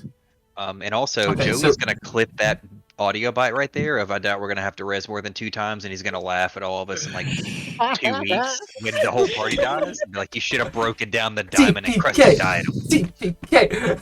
I just meant for this we- particular situation, but yeah. Yeah, we can break down that item for diamonds, but I think we should pay him with a platinum, like Josh said, a bracelet and the give him a bracelet. platinum. Subtract that from the inventory. Well, actually, you go to hand it to him. It's exactly 1,000 gold. Is that right? Yeah. Yeah. Roll a persuasion check. I'll allow 2 people to. Oh, probably don't want me to. Oh no. That's wait. it. Preferably somebody with a positive score. Davos will do. Davos presents the. I You assume do get the Pandora face. has high persuasion. I have a +5. She's just so Mine's +7. charismatic. 30. Oh damn. Davos is like, "Ha, so you like your ice?" And then he just starts Yeah, whatever. sliding ice to him on the table. Gonna That's need slick. that. I'll allow it. Yeah. Got it. He takes it and goes, "Ah, no, normally, not really my style, but I'm feeling a little flashy today." And he slips it on his wrist, and he brings out a golden bowl that is covered with these gemstones. And you watch as he actually, he has like a pitcher and like scoops up under the counter, and there's just clear water. And he pours it into the bowl, and he swirls it around, and then he splashes the bowl across the counter. And as the water splashes across in front of you, it rises, it begins to take shape, and it is an immense feast. There are ribs, there are wings, there are hearty vegetables, there are succulent fruits, there are pies, there are just anything you could possibly imagine. Just springs forward from the bar, and there is a decadent feast in front of you. Oh, hell You guys, I imagine, Tyrion. Yeah. Yep, Yeah. yep. I guess. Can I make yeah. it? I don't. Can I Well, whatever. I'm invest- gonna. Can I investigate it first to make That's what I was sure gonna it's say. not- Yeah, you could do an investigation check. Z, if you want to, I'm gonna say do it at disadvantage because that wolf spirit's like, man, them ribs look good. All Go right right. and tucks in immediately. Doesn't even wait. I don't even need the disadvantage. Yeah. A 9? I mean, it looks like real food, smells like real food. Hey, Art, Alright, you I want to mean- make sure this is okay? I don't want to get food poisoning again. Again.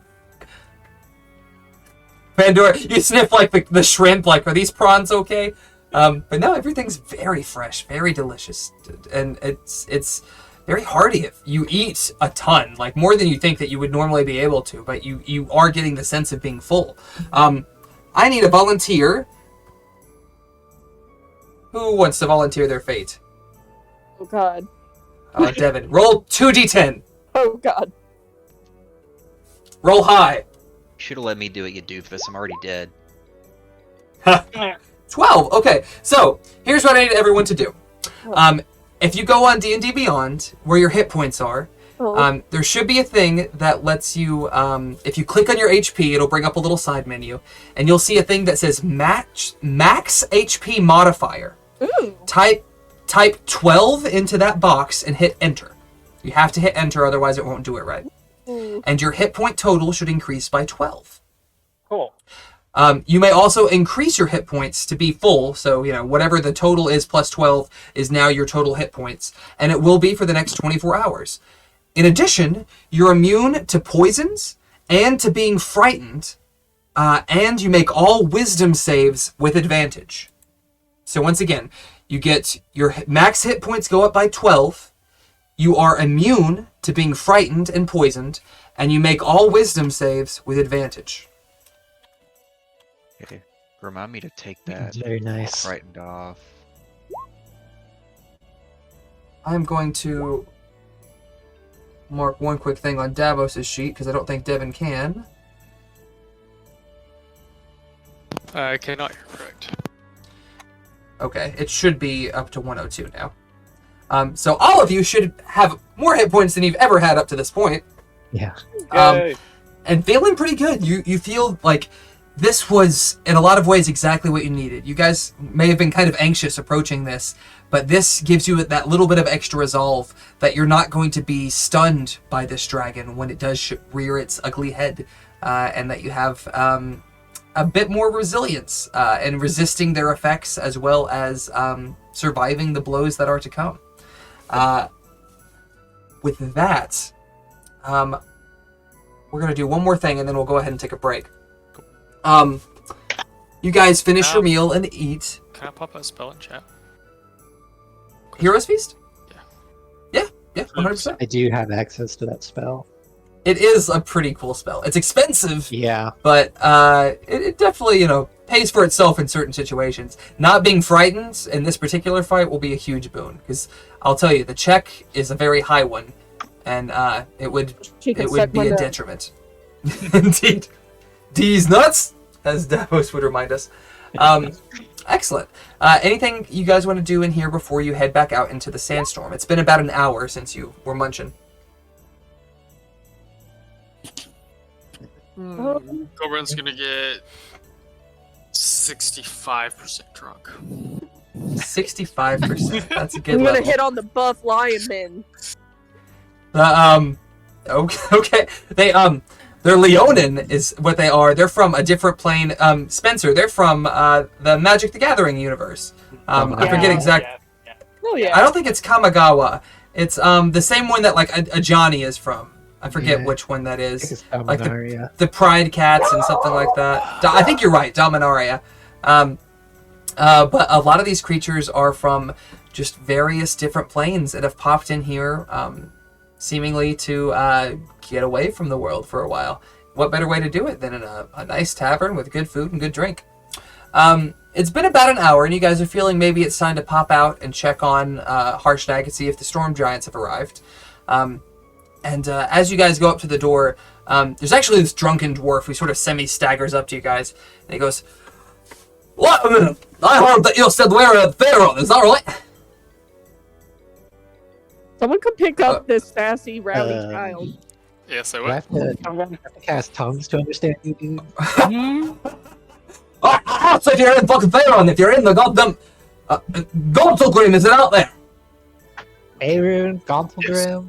Yes, it is. He goes, "Oh, well, fuck, I've been waiting for weeks for this place to bring me back down to home. I've been glad to be seeing that you're able to bring me home. Where exactly are we?" And he, Davos opens up the door to show this desert landscape with like dust devils and lightning crackling in the background and dark storm clouds. And he kind of looks at it for a minute and goes, "Well, I'll catch the next one. I'll stick around for a little longer," and then just stumbles back to the bar. You guys return to the harsh conditions of this stormy desert and see very little light remaining in the eastern skies. It's almost entirely black on the eastern side. As you look to the west, the last reaches of orange and scarlet are just sort of creeping along the horizon, and you see 4 enormous figures flying in your direction. These 4 rocks carry on their backs 4 storm giants. The rocks come and land not far from you guys, pretty easily able to spot Harshnag. And getting off of them is Imperator Uthor, Princess Sarissa, as well as the two storm giant guards that were in the chamber, Orlecto and Prospera. Sarissa smiles and goes, "Oh, I'm glad to see you've made it, lords. We'll be excellent allies in this." fucking helps us. Not the first time we killed the dragons, but this one's already... Don't like what I've seen of this one's. She shakes her head a bit. No, I don't like the fact that she's manipulated my family to bring terrible deeds into action. But, Dad wanted the best fighters here, and by God, he's got them. You guys are actually going to be controlling these 5 giants, the 4 storm giants at Harshnag, and to determine who gets who, everybody roll a d20 for me. Just a flat d20. Make you a grilled cheese. Will you please? Oh my God, I would love a grilled cheese, Barbara. You're a babe. Thank you. I'm gonna roll a second roll for Davos. Oh, another 0! I didn't even see that earlier. Damn. Oh, no, my thing's just scrolled way up. Whoops. So we can't, there's no modifiers to this. Spencer burned in his nat 20s before the fight. Alright. So, if you guys look on the journal tab, you'll see at the bottom of the characters list, there's these 5 giants. Uthor, Sarissa, Orlecto, Prospero, and Harshnag. Bergen, since you have the highest roll, choose whichever one you want and drag it to the map for me. Placing it sort of in the brown area down here. Ooh, excuse me. I will tell you they're all pretty much the same. The only difference is Harshnag as a frost giant has less hit points, but he does have nicer armor, so his higher AC kind of balances that out. Excellent. All right. Next is Arcanox. Arcanox, pick one of those and drag them onto the map. All right, I got Uthor. Uthor. Devin, I think. Oh, you rolled 2. Was the first one for you, or was the first one? Oh, well, Davos is here. Yeah, Never mind. First one was for me. You go ahead and pick one. I will go ahead and pick Sarissa. Sarissa. That brings us to Z. You get to pick Prospera or blah blah blah. Or Lecto, excuse me. I'll pick Prospera. Prospera. I'm gonna move you guys down a little bit, and that means that Barbara, you get Orlecto. Maybe. If I can click it. If, always if. Yeah, no, my roll 20 is like freaking out. It's because of that one. I will. It is the one. You what? I am going to send somebody something. I'm not going to tell you who, but one. Oh, I saw his hand again. Ouch. Okay. We really need to figure out a way to put a blur over that or something. You're right. I have sent one of you something. That sounds super ominous and foreboding, and it is. Its context is slightly changed because we're short a person. But if whoever you are needs to ask a question, type it into chat for me. Well, not into the group chat, into the private chat. Obvi. With that. I was thinking about this actually for the next campaign. I think I'm going to make a separate channel. And instead of everyone leave the room, it's going to be follow me to this other channel.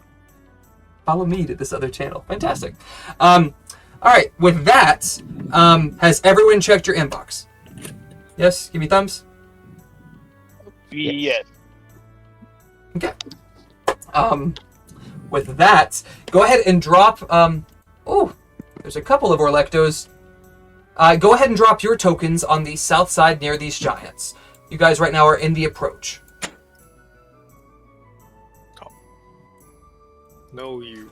Try to get on this side, or on the lower side of the black line. Or in the black line is fine too. Bloop.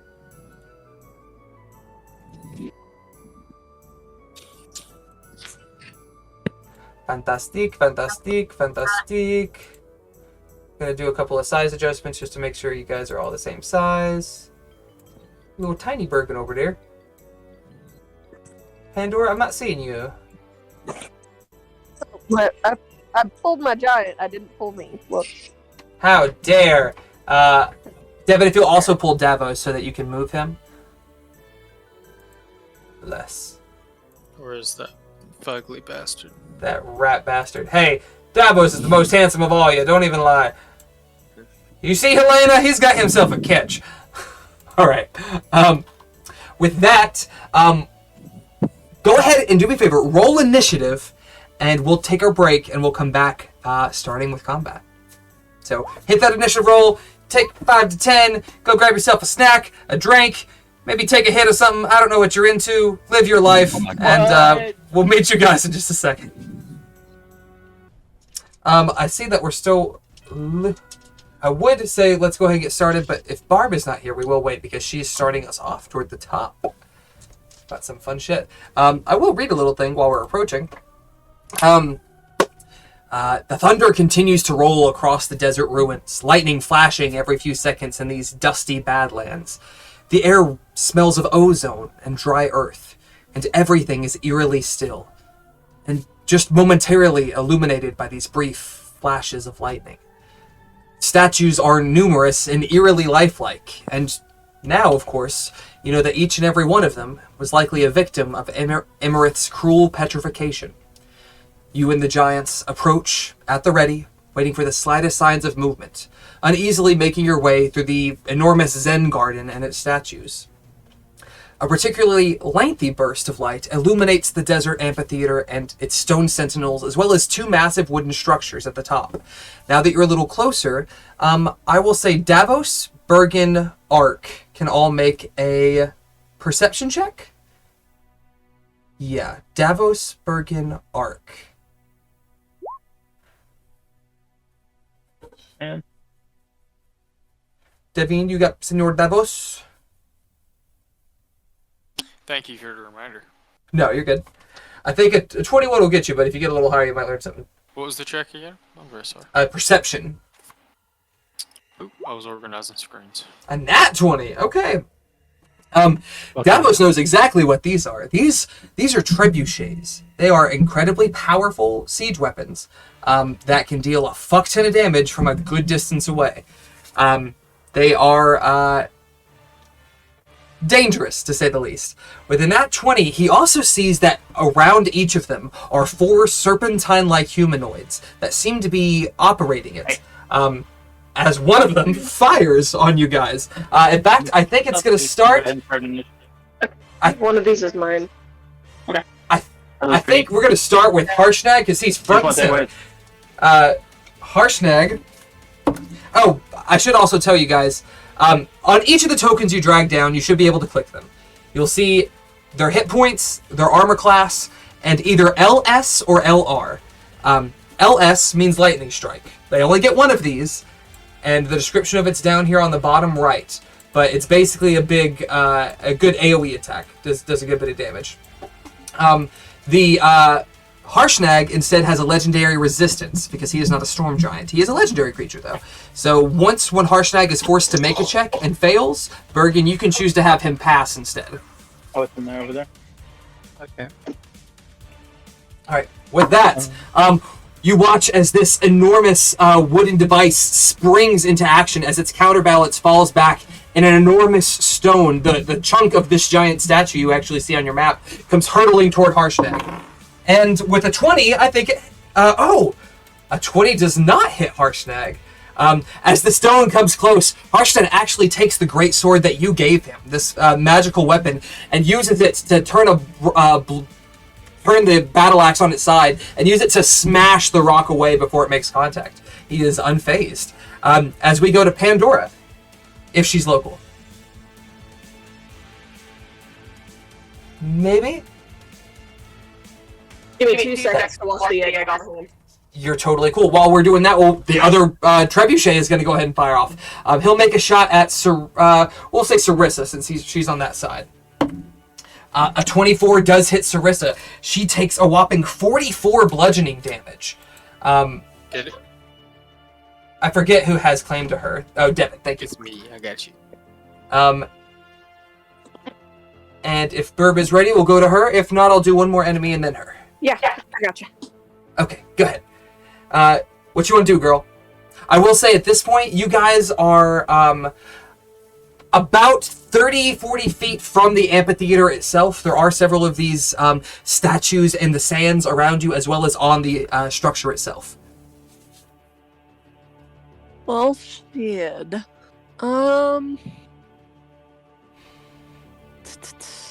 Oh boy. Oh boy. I think. Honestly, I was just gonna start this round by getting stealthy. Well, I guess I can shoot in stealth. So are we at the very bottom here? Yes, you guys are pretty much about 10-ish feet away from this structure. The scale of this is a little fucky, but the squares are 5-foot squares.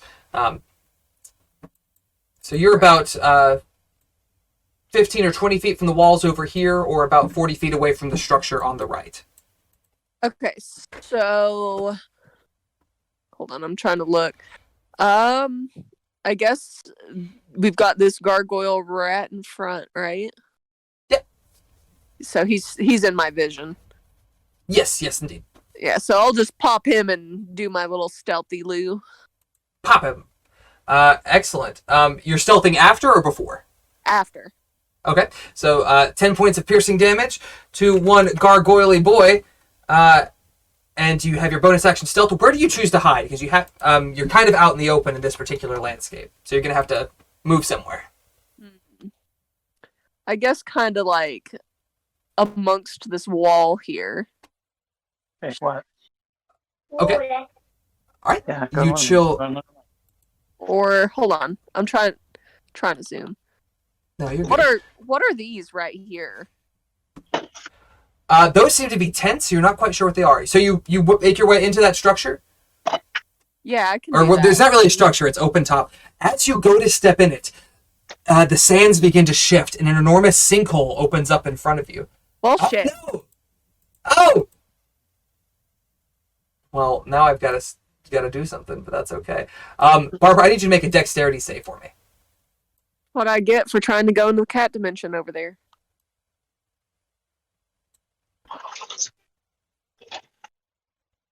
Uh, 23. You do succeed. You pull back, but you find that there's about a 10-foot, 15-foot deep pit that this sand has just collapsed into within the center of this odd little collection of tents. You do pass your save, so you don't lose anything, but you do need to move away from that little circle right there in the center. Fair. We're still gonna hide by round here. Around these. Indeed. With that, the first group of gargoyles is going to go. These green ones over here to the left, they're going to make... 3 of them are going to make attacks on the first 3 giants. Whoops. Did not mean to do that. So, first, let's go with Persephone. Not Persephone, excuse me. Prospera. Gargoyles. A 17, a 21, and a 24. Hey. Hey, bud. I think all 3 of those hit. In that case, Z, if you will do 20 damage to the giant Prospera. 18. Yes, Devin, if you will do 12 points of damage to Sarissa. Hurt. Neither of those hit. And Bergen, if you will... Oh, actually, none of them hit Harshnag. Fantastic. With 3 of them doing their strikes on that, the other greens are going to come down, and they're going to do a couple of swings on you guys as well. Z, does a 15 hit? That does not. Excellent. Okay, a 17, I think, meets, yes? Yep. Okay, you're going to take 6 points of slashing damage as one of these gargoyles rushes up on you. Devin, you're coming up. I think I still have 3 more gargoyles. Devin, does neither of those hit for sure. Does a 14 hit? I don't think so anymore. No. You are good. And then the last one on Davos. A 19 does not hit a Davos. A 21, does that meet? Or is he a 22 now? Devon. Mine is a 16 now. Davos. Davos. 22. 22. Okay, that does not hit him. Fantastic. These gargoyles launch off of this Colosseum and begin flying over and descending on you guys, but they do not seem to be making good purchase. You guys are very well armed and prepared for this fight. I'm going to move a couple of these over as we go to Goldbrand. Do we get a bonus to our armor class for the Hero's Feast? I didn't look- Not to your armor class, no, sir. Oh, I see. Perhaps not what I was thinking of. Alright. Goldbrand's going to... I was looking for spells to cast, and there are not many that will be helpful. These are down here this close to us that I can just start swinging on them. Yeah, they sort of rushed up on you, you and your party. Yeah, man. Also, I'm going to try to get... Fredbot failed me. He's going to rage Surprise, and get surprise. started. Fredbot, yeah. No, you're not wrong. Yeah, he's going to rage and get started. Here's his first 2 attacks. Where's my cool little scythe? I can't find him, so I'm going to do him next turn. Bone Carver is what it should be under. Yeah, I know I added it. I'll find it in a minute. There's the first 2 attacks on the closest one. Okay, the one that just attacked you, I think its armor class is 16? 15. Both of those hit. Go ahead and roll damage. Plus 4 for rage. I'm going to go mark So that is 27, which puts him down to blah blah blah. Fantastic. You've used your bonus action. The second group of gargoyles is going to come rushing up. This is going to be the yellow group. I'm going to roll a check to see if they can find Barbara. What did you roll? Something ridiculous. 27. 27. They cannot find you. Oh, they could get a nat 20. I'm sorry. I will roll 2 since there's a group of them. Neither one's 20. Okay. So in this case, first 2 are going to come to Orlecto. 17 does not hit. Is that correct? On Orlecto? I can't find it. Like, his stats don't pull up for me when I click his name. Oh, click the token, and it should be in the middle circle. I think... Oh, no. You said 17? 17. That hits. Okay, so 2 of those hit because he got a 19 on his other roll. He's going to take 13 points of slashing damage as one of these gargoyles comes up on him. Imperator Uthor, a 19, a 24, and a 3. Imperator Uthor is going to take 13 points of damage. Ben, if you'll mark that off for him. And then another one's going to come up on Harshnag. 19 does not hit. A 22, does that hit Harshnag? Yes. Okay, so he's going to take 7 points of slashing damage as gargoyles rush up on him. These next ones will be the heart. How much damage did you say Uthor took again? I think I said 13 for Uthor. And then coming up on you, dude, does an 18 hit Archinox? It does not. Oh, then that is 3 misses then. All right, so those 3 buff. This one's going to come up on Bergen. 18? No. 21. Yes. Okay, 7 points of slashing damage to you. How much As was we that? go to the 7. And with that, my dudes, we are going to go to the Storm Giants. You guys now get to pick what these Storm Giants do. They can either make 2 greatsword attacks, they can make a rock attack at range, or they can use their lightning strike. I know some of you might think, oh, I want to save that for the boss. I will remind you that Iymrith is immune to lightning damage, for what that's worth. I know exactly what Sarissa's going to do. Okay. Go ahead. Sarissa is going to shoot her lightning strike at one of those fucking catapults. Assuming... What's the range on it? 500 feet? Yeah. So yeah, she'll do her best to fantastic. can she get here to like take cover in this ruins and strike? The ruin. So this is dwarven ruins. The walls are not high enough to where she could probably get half cover at best, but that would be her squatted down behind like a 10-footish wall. Is she's not in any worse of a position here than she was here, though, right? Not from the trajectory standpoint, no, sir. Yeah, no. She's gonna blast this one. Okay. It cannot make a dex save, but all the creatures around it will. Let me pull up the Yuan-Ti. You said dex save, is that right? Yes, sir. 17. We get to roll 5s and 6s, guys, whenever we use these, and they recharge. Well, roll a D6. For the simplicity of it, that's just going to be they get 1. That is their 1 per giant. All right, so her DC is 17. Is that right? Yes. Only one of them passes. What's the damage on that? It is 54 damage, or 12d8. 54. Fantastic. Quite a few of these guys, these snake people, are not incinerated, but they take a hefty chunk of damage. One of them only takes half. That's going to be this one. Half of 54. That's 27. and the structure itself takes a good chunk of that damage. As the lightning comes down and strikes from the sky, the trebuchet cracks and creaks, and there's this burst of light as these snake folk, and they are monstrous. One of them, for example, is like humanoid torso with like snake tail. One of them is humanoid body with like 2 snakes for arms. One of them is a humanoid with a snake head, like a large hooded cobra kind of thing. They are very unsettling to look at and see and behold. All right, other storm giants. What do y'all want to hit? Which one did he just attack?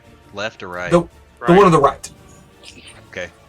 I'll tell you what. I'm gonna run up just to sort of follow her lead, because I assume that she would lead me. And I'm going to say, let me see if I can finish this, and I'm gonna do the exact same thing. Go ahead. As you do that, I also need you to make a dex save. Actually, before you do the lightning strike. Because you just stepped on another pit. Oh, sick. 15, I think, meets the save. So she gets back just in time. But you guys watch as yet another. I'm gonna have to zoom in like balls to see this and actually click it, because fucking Roll20 is just a little buggy. Bloop. There we go. That's better. As another large pit opens up right in the middle of this small structure. Sarissa, I let get by with it because I imagine she actually stepped over the wall to get there. So you do manage to slip out of that. You cast another one. They're going to make 4 more saves. 4 sneaky boys. Yon T.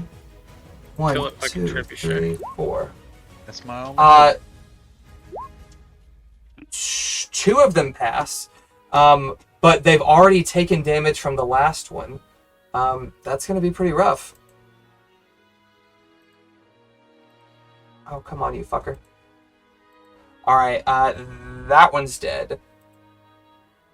That one's dead. That one's dead. This one here, was it? It'll pass. Wishes he were dead? It is hanging on. Yeah. The structure again takes a hefty bit of damage. 54, we said? 40. Yep. Y'all didn't hear that? Okay. It is still together, and it appears to be loaded and ready to go. While these 4 creatures are operating this, they fire and then reload it with their other 3 actions. They have to reload, aim, and I think it takes 2 to aim to like turn this massive thing. So it is ready to go for the next round if that one is still surviving. Other 3 storm giants. How far can Harshnag get to this turret, or trebuchet rather? If he was to like dash. If he was to 5, 10, I think so. He could get here, I think, without a dash. And then with the dash, you're looking like right up on the front steps of this. He does have the rock attack. He does, for him, the great sword and the rock that are listed here for the storm giants. Same thing goes for Harshnag. He could do 2 great swords, 1 rock. The rock's range is far enough to where he could hit the trebuchet without having to do disadvantage if he dashes. Oh, but then he can't throw the rock. So Right. You would be able to hit throw the rock from like the starting position, right? not from the starting position. Or you could, but it would be at disadvantage. Let me see. 10, 20, 30, 40, 50, 60. No, he can't quite make it the trebuchet without firing at disadvantage. He still could do that. He has a plus 14 to hit, so the odds aren't terrible, but I'll leave that up to you. Okay, and you said that's from where he is now, or where he like started? Yes, that's without using his action to dash. Gotcha. Yes, he will do that. Is that the only rock he has? Or No, you're basically picking him up from around the battlefield. There's dozens of them. I think Giant He actually grabs one of the rock. statues. He actually grabs the one of the statues that is not an animated gargoyle and uses it as ammunition to throw at the thing. He does the roll to hit, roll a 20 and add 14. Oh no! Oh, Thankfully nobody else is around there. Oh, you know what? No. He throws it and it crashes into the steps, and just sort of rolls down weakly. It doesn't have any impact. And he's feeling a little like, oh, well, I'm supposed to be this legendary hero. Whoops. Okay, here we go. Everybody rolls a 1 every now and then. Uthor and Orlecto, what do you guys want to do? I rolled a 1, so if I go last, that would make sense. Okay, so Ben, what does Uthor do? Yeah. See here. Uthor's gonna move up onto the outside of the wall, and he's gonna use his lightning strike on the trebuchet on the left. On the left side? Okay. So they're going to make 4 more deck saves. Let's make our DM roll all the saves. Acting like the DM isn't the one who designed this fight. Technically, the book designed it. Tabitha. All 4 of them fail, so I know exactly what their hit point total is going to be. And the trebuchet also takes a nice little chunk of its points. Fantastic. Barbara, what does your Storm Giant do? He's gonna go up here and follow the same lead, I guess. You know, we're busting up trebuchets. That's what we're doing, right? Okay, so he wants to use his Stormy. Which one, left or right?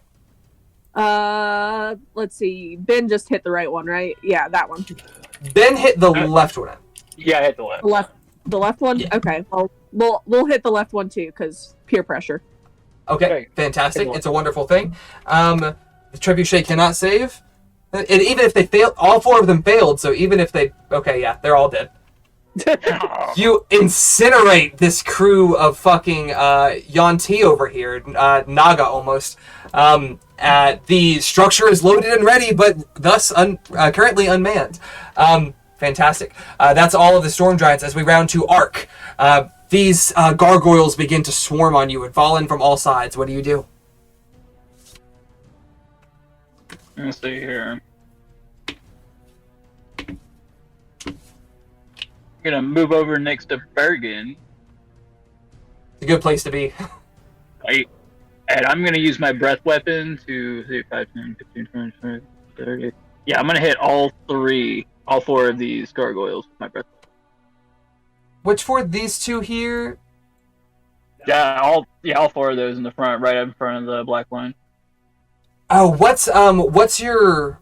Is it 20 feet? I'm trying to remember what your cone is. It's a 30-foot line that's 5 foot wide. 30-foot line? Yeah, that new breath weapon thing that you showed me, it changed the shape. Oh, I see. Okay, so all 4 of them, perfect. What's the DC save they have to make? It's a 17 dex save. 17 dex. All right, they have a shitty dex. Wow. 19, 10, 3, and a 14. So unfortunately, one of them does pass, but that's okay. Go ahead and roll damage, and we'll pop all the others with it. 19, so he's going to take 10. We'll say it's the first one that resists. He jumps out of the way, and then everybody behind him gets poofed. That one's already taken some damage from Goldbrand.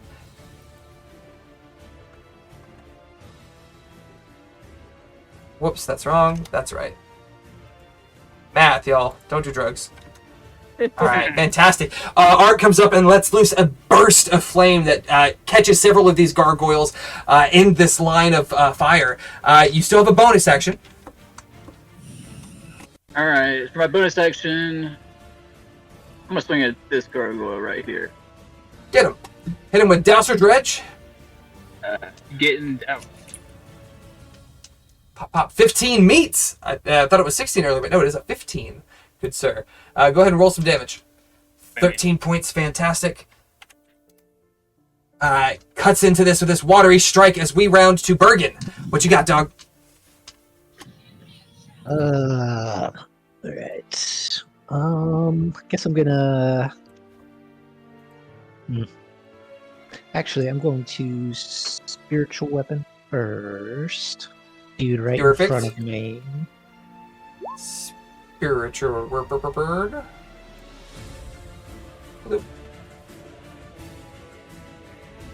And what was that to hit?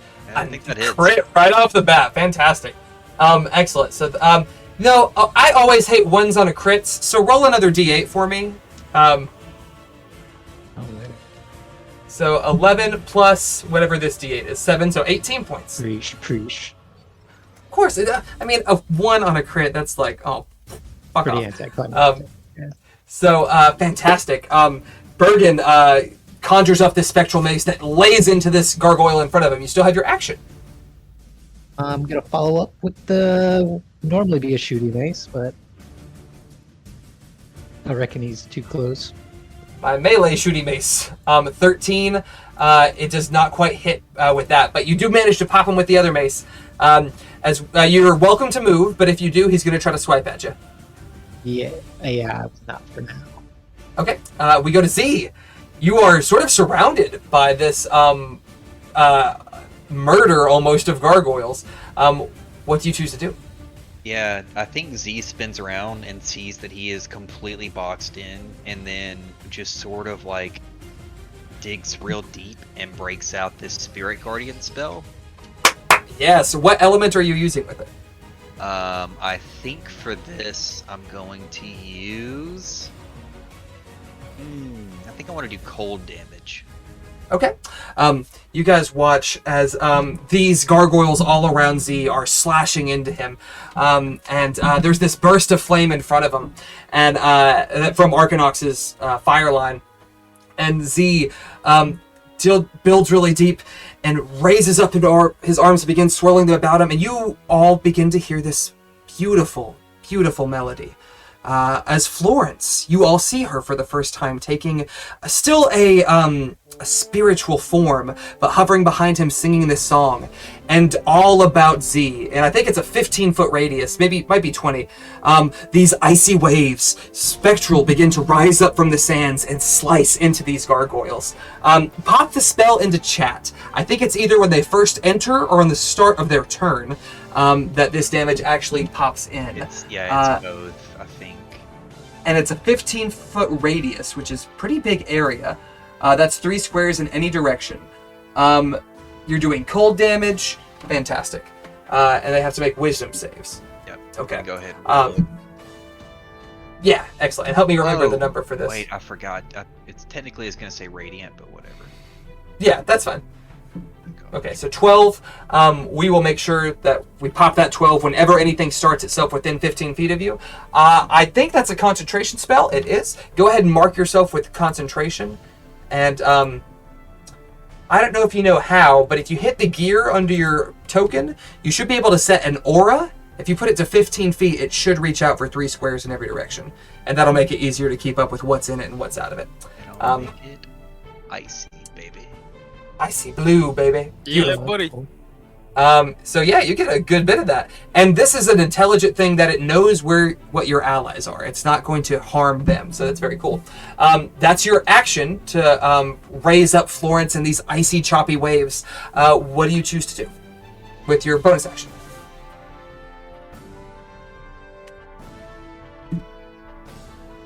Bonus action, I don't have a ton going on. I think at this point I'll probably just go ahead and spin up some magic stones. I think for these I'll just make them fire damage just to mix it up a little bit. Okay. Little fiery coals animate within your hands from normal stones. You're welcome to try to move, but it would be a very painful experience, so do so at your... Yeah, that's why I thought I would just stay here. And the thing I like about this is that their movement's halved. I don't know if they fail the save, which is interesting because I think that might be advantageous to me moving long term. I don't know. No, that's a very good point. We're going to round to Davos, who finds himself in the smack dab in the middle of a chunk of these gargoyles. What's he do, Devin? Davos? Oh, okay. So the one that Bergen hit, how does it look? It's looking pretty cracked up. I would say it's probably bloodied, the equivalent of in this case. He's going to make his first 2 attacks. Well, I don't think he's going to blind anything yet. I don't know. Can he get all of those around Z and Goldbrand without getting Z and Goldbrand?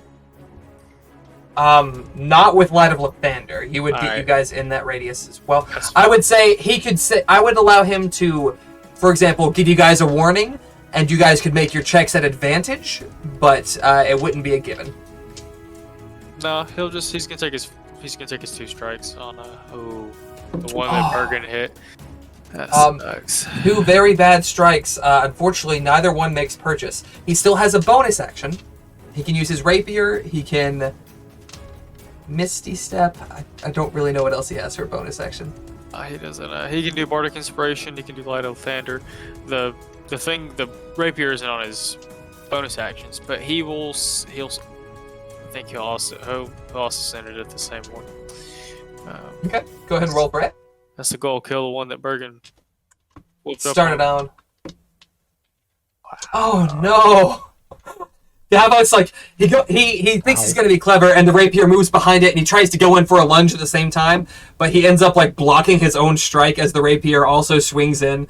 So well, a little bit of a bust there, You got too cocky. but after that he thing. doesn't make Bergen shish kebabs, so you know we're good. Bergen's That's his best action player bonus if action. Run Aura prevents like that one accidents. No, it's like fucking who is it? Balder in Norse mythology, who can't be hurt by anyone but mistletoe. Bergen can't be harmed by anyone. Fantastic. As we come to our last group of gargoyles, one of them is actually going to come over here to the trebuchet, and it's going to fire it. One of them is going to come over here and fire this one. Actually, that one still has a Yuan-Ti left. He can't get to the rest of the group, though, so he will do that.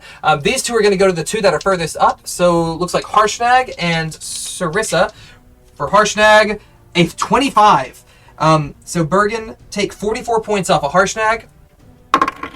And that's a 17 for Sarissa. Does that hit?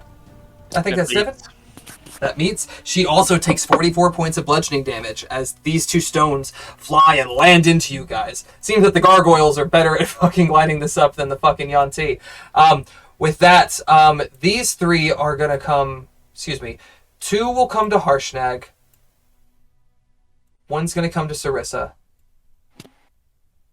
Sorry, what did you say the damage was for that trebuchet? 44, sir. Thank you. These 2 can't get quite there, but they're going to pop up in the vicinity. Alright, so strikes to Harshnag. Neither of those hits a Harshnag. That does not either. Now for the other one. Oh, and nat 20. Okay, so that definitely hits. Okay, so Harshnag takes doubled 14 points of slashing damage. Bergen, if you'll mark that. This next one's to Sarissa. A 19 and a 17. With their modifiers, it's a 23... Excuse me, a 24 and a 22, and then one more swing, another 17.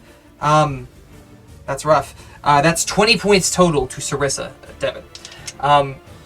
The other 2, this one's at Uthor, another nat 20. Fuck. Okay, so that's 12, and then one more. Ben, if you'll take 12 points off of Uthor, as the gargoyles just swarm the giants, seeming to try to take care of the larger foes, while some of their allies take care of the ones on the rear. As we come to the top of the round, everyone roll a d20 for me.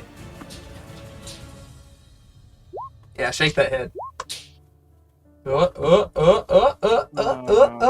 I was thinking like top of initiative. What could I happen? hate this game.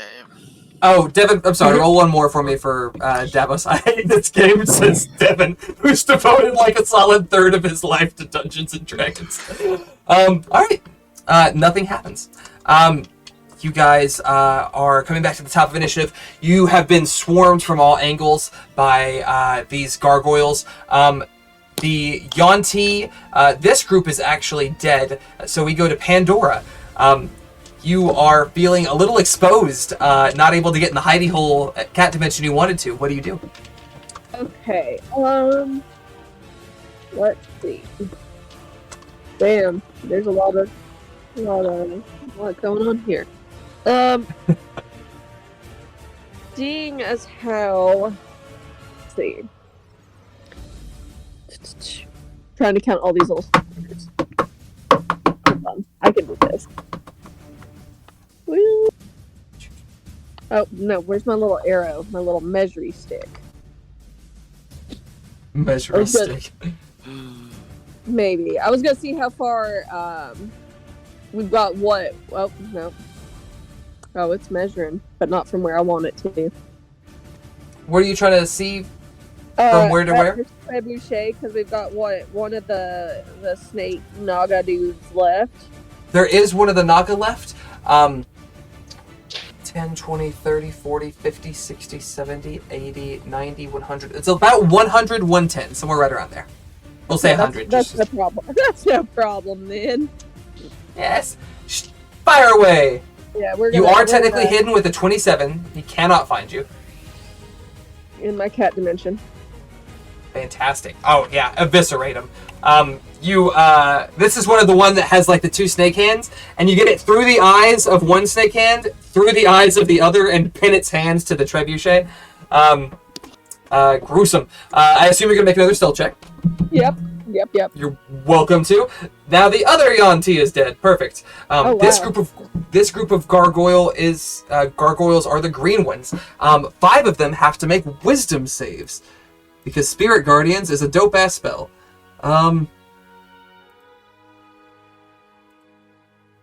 Wisdom 1, 2, 3, 4, 5. Only 1 passes. What was the damage on that 12? 12, yeah. You guys watch as these sharp waves that are coming through and circling and making almost like a whirlpool here. You watch as you actually see Florence emerge from beneath these spectral waves and lash out at them, passing right through them, but striking them with this very chilling energy. That is going to deal a good chunk of damage. Let me mark some of that real quick. Boop. Boop. This one dies, the one that Goldburn was working on. So this is the one that gets the half. Kill stolen again. As it should be. Fantastic. They are going to make some strikes. Let's see. 1, 2... Z, you technically get an opportunity attack against one of these if you would like it. Against 2 of these. But you can only take 1. If you want, you can throw one of your rocks as an opportunity attack. Yeah, I think I will do that, because why the heck not? Do it. Okay, roll to hit. And pick top or bottom. I'm gonna pick top. Okay, roll damage.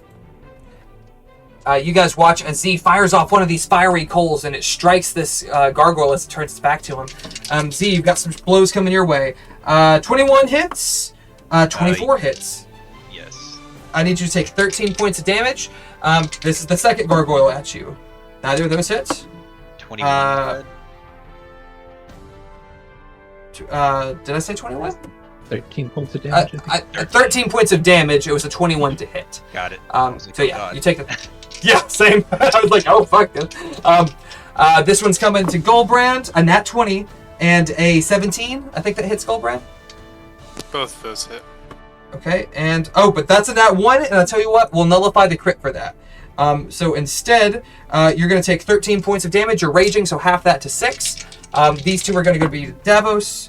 Neither of those hit a Davos. Nobody can hit a Davos. This one's coming to Bergen. Nope. 18? Does that mean? No, 19. Fantastic. All right, you're good. These are coming to Ark. 24. Oh. Ark, you take 6 points of piercing damage as the gargoyles again tear through your group. Goldbrand, we come to you. What do you do, dog? Okay, before we get started, I'm really sorry I just not thought of this. I have never done this before, and we have a thing named after this. Can I roll my will or woe? Yeah. Wait, oh, like at the start of the fight? Like, it's supposed to be every long rest. Yeah, I'll let you do it. We'll say while you guys are drinking at the bar. Okay, so it's wheel. All right. So what's the perk of this again? Refresh my memory.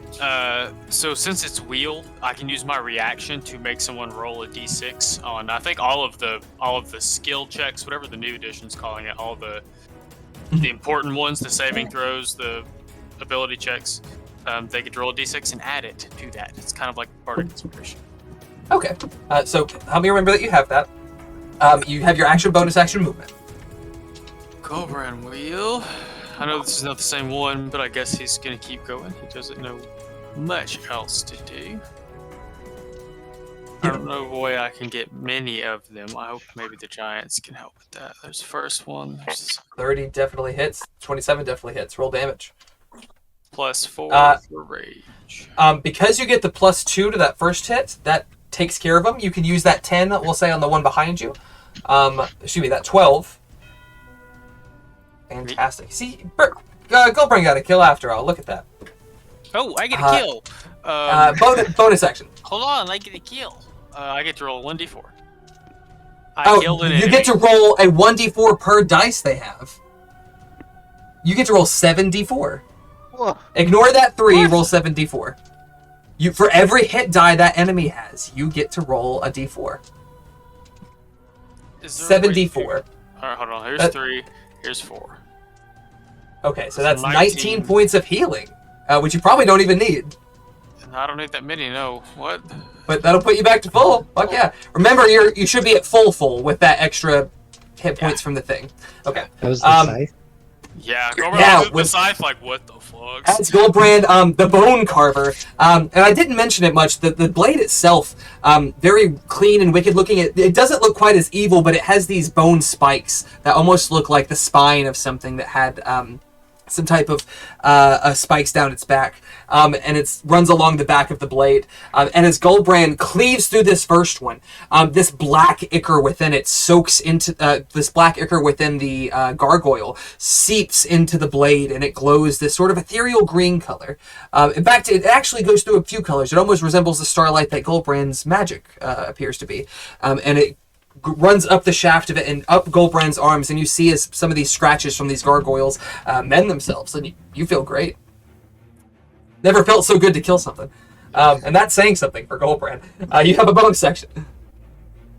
Goldbrand will go ahead and light up and throw at... Which one looks, of the two within range of Z, which one hurts? Which one is hurt most? The bottom one doesn't look too bad. The top one's bloodied. Starry Javelin. Oh, you stab Z. No, we won't do that for big fights. Shield. Exactly. You guys, the yellow gargoyles are going to go now. They're all sort of clumped together on this side. Pandora, what was your last stealth check? It was 15. Oh, a 15. That's searchable. Let me see if they get to add to it. They're not proficient in it, so there's that. They get to the +2. And since there's multiple, we're just going to roll 2 checks. They have advantage. A 16. 2 16s, actually. So, because of that, at least 2 of them are going to come check on Pandora. Yeah. Sort of half hidden behind that. 2 of them are going to check on Orlecto. 2 of them are going to check on Utor. And then I think 1 to Prospera and 1 to Sarissa. Alright, so Pandora. Oh, 2 23s. Fuck. 3 23s. I rolled 3 17s in a row. That's fucked. Barbara, you take 20 points of damage from that. The next one's coming. A 21, does that hit you? Yeah. You take 6 more points. These are for Orlecto. Miss, hit. And then the other one for Orlecto. Miss, hit. Orlecto takes 13 points, Barbara, if you'll mark that for me. Okay. A 19 hits. A 25 hits. Then... okay, so Ben, I need 21 points taken off Orlecto, or excuse me, Uthor for me. And then this one's for Prospera, 1 hit, 2 hits. Z, take off 13 points of Prospera. Oh, yeah. And Devin, take off 6 points on Sarissa. And I think that does it for those. As we round to the Storm Giants, having just been scratched up a bit, how do they respond? Oh, you know what they gonna do. Fire at will. If you guys want, you can roll your... you can roll, and if they hit above a 15, you can tell me who they hit. You can either do 2 greatsword attacks with a +14, or you can do a rock with a +14. I think Sarissa's gonna swing it. Are we doing... May not matter. She's gonna swing at the one in front of her. Are you doing Fantastic. Carryover damage? That's if we get to... 6 damage. That does hit. Okay, so that's... roll the second hit. That's 30 points. If they land both, I'll tell you it's enough to down them. So roll again, Devin. Boom, boom! Clears right through that one. That's both of hers. Bergen, what does Harshnag do? Swing at the two in front of him. Fantastic. He gets out a fuck ton of that. So do you want one hit on each, or one hit on, or excuse me, or both hits on one? Imagine he's just gonna do 2 on 1. Okay. He knocks one out of the sky easily with the flat side of his axe. Prospera, Z. Yep, I'm gonna follow the same trend, and I'm gonna swing the great sword at, I guess this sucker right here. Fantastic. Swing, swing. From the Swing. excellent. And again, cleaves right through him. That brings us to Imperator Uthor.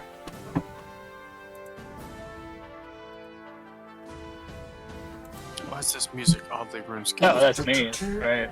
Sorry. Oh, sorry, I should have said that. No, you're good. Alright, he's swinging at these two gargoyles right in front of him. The Get red and roll, the yellow. roll 2d10, or should be 2d20. Also, I just want to say this. Uthor, originally, his weapon is a Trident of Fish Command, which I wouldn't have an issue with if it wasn't weaker than every other Storm Giant weapon. So he has a long sword like everybody else. Great sword, Okay, excuse me. that works. Both of those 16 and hits... Oh! What just happened? No, no. Oh, no. All my screens are wigging out. What'd you do? Ooh. I think one of my HDMI ports came loose or something, because one of my screens is looking buggy. But that's Storm okay. King just thunder, It does look buggy. Bumps lightning, me up, power yeah. flash. Man. All right. I'm sorry about that. My map moved and everything. Did those two rolls? Did they hit, Ben? Yeah. If they were over like a 2, they do.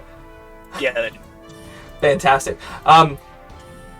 Excellent. You said he hits 1 on each. Yeah, one on each. That's 30 points damage. All right, they are both looking pretty bloodied. Pandora, code word Mockingjay. What do you do? Well, I had sent you a message. Can you read it? I can't read. You know that. Nah, Um, fucking honor student. Yes. The last question. Yes. okay, gotcha. Okay, well, he's gonna. Let's see. What's his movement speed? Like 50 feet, I think. Well, shit. He- Okay, he's gonna. Let's see. Come down. Let's see. 1, 2. He Like, could over get here, I guess. here. He could get here. 50 feet's a Oh. pretty good bit because the He can hole get for here? you guys, it's pretty massive. Yes, But he can't jump over the hole, can he? he can actually. The hole's technically only 10 feet deep, so they can Okay. actually walk over it pretty much unimpeded. So you said he can get like right over here. Yeah. Yeah, he's gonna come over here, and he's gonna make a swing. I guess he gets what, 2 swings with a great sword? Yes. Yeah. So Joey gave me this asshole, and so he's making 2 swings on our favorite little princess here. That is correct. Orlecto is a traitor within the court and believes that Queen Mirren is the rightful heir to the throne. Queen Mirren, or excuse me, that he is doing what he thinks is right. Go ahead and roll 2d20 for me, Barb. Beat 3s. God, he's a dick. Indeed. Dick Licker. Dick Lecto. Dick, like. Both of those hits. So I need Princess Sarissa to take 60 points of damage, Devin. Ooh, Sarissa went from kind of okay to not very okay. Yeah, Oh, brother. that's spicy.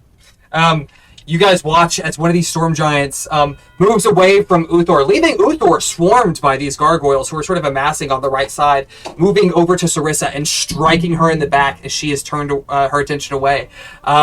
Now, I That's do all have of a this. question, Joey. As he Yes. left, did he get any opportunity attacks against The him? gargoyles will get to make a couple of swipes. Those 2 lower ones will. One of those does hit. He takes 7 points of slashing damage. Good, he deserves it. He does. He does indeed. Also, I want to thank Barb for doing the hard thing. If we were going to have all 6, 5 of you would get giants, and then 1 of you would have been like, now's the time that he betrays her.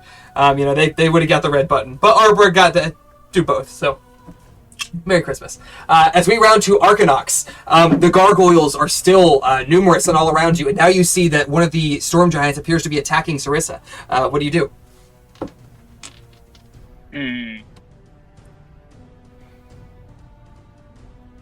Oh no. Actually, he's actually pretty close. What does that say? Or Lecto. Okay, I thought somebody was writing obscene things in the corner. I mean, I was, but I was interrupted by initiative. Alright, I'm gonna move up a little bit. I'm gonna, see here, use Dredge's More attack on Electo. Lock him down. He has to make a save against that. What kind of save is that, my dude? Okay, that is a 16 strength save. Strength. Let me see. Where's my storm giants? But There you he are. probably won't have a hard but I'm still gonna hit Great him. save. Oh, he does fail though. He rolls shitty. So Boom. that does. He does get locked down. What damage does he take from that? Actually, let me see. Let me roll. 6. Fantastic. Oh, I just marked that off on him out of habit. I'm sorry. He is restrained and grappled, though, as this anchor swings around him and locks him into place. That is technically, I think, just an attack, so you can make another attack and then a bonus action attack if you would like. Okay, so while I have him grappled, I'm gonna swing at this green guard. Hit him. Fuck him up, fuck him up. No. Oh, the nat 20. Rolled. Click the name in chat for crit damage. Like where it says douse, if you click there, it should pop up with your extra shit already added on. Say, yeah. And roll 20. And a little chat window. I don't think it did it, but I'll tell you what. Not it. Oh, there we go. All right, Interesting. another one for crit. Fuck. Roll another d10 for me. 10 plus. Oh, that was Spencer that did that. I see that. Yeah. So that's Watch it, 17, 25. And you know what? I'll let that 22 count for your next hits. Do you want to use that also on the gargoyle? Oh yeah, let's use it. Fantastic. All right, I think that's all 3 for you. You watch as Ark swings his anchor around and locks down Orlecto and begins cleaving through with his watery sand blade, oddly fitting in a desert setting, cleaving through this gargoyle in front of him that's looking pretty fucked up. Bergen, your move. What do you got? So is it just Orlecto that's betrayed, or is it Prospera too? You're not sure. Orlecto's the only one that's made a hostile move that you've seen. Alright, I'm gonna move out of this dude's fucking range and provoke the attack of opportunity. He actually rolled well. 23, which Alright. I think does hit. That's 7 points of slashing damage, good sir. Alright. And what do you do? And then I'm gonna use Channel Divinity, Preserve Life. I imagine you could probably take full 60 hit points. What's her name? Who can? Sarissa? She could take. No NPC left behind. I love you, Bergen. Yeah, give Sarissa 60 hit points, Devin. That's beautiful. I might cry. That's fantastic. Bergen, You resurrected her oh. mom. You killed the thing that enslaved her dad. You saved her. This whole family owes Bergen for life. Oh my god. I love I'm it. gonna take, I think I got a couple more steps. I'm gonna take another step over this way and cast. Oops, sorry, I got back over these spells and then find the right level. Where it be? Indeed. Healing word at the Berbera. Healing word for 16 points at the Burr. Yay! Fantastic. With that, we do go to Zarok. Good sir. Florence is about you, striking at these gargoyles. They're sort of dispersing now and attacking the rest of your group. You don't feel quite so overwhelmed. What do you do? This is probably a loaded question. So I don't know Tequila Sunrise. Which ones of these were affected and which ones weren't with the wisdom save. I want to move, but I don't know. I assume that's gonna get an attack of opportunity, even if their speed's impacted. They will have the attack of opportunity. As you move, creatures will come into the radius, but it won't pop until their turn. When it says when a creature enters the area, it means when it willingly enters it on its movement, Right. or on the top of its turn. So they'll be popped either way, but not quite immediately.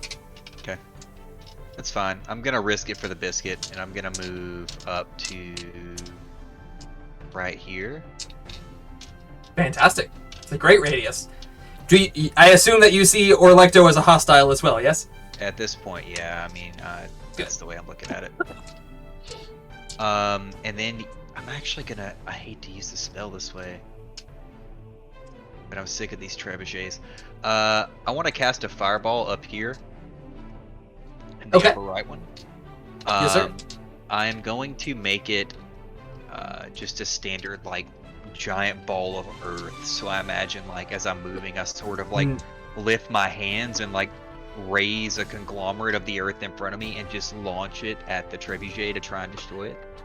Yeah, you rise up around you, and there's a lot here. There's fragments of statues. There's natural sandstone within the desert, and there's all of the sand in it.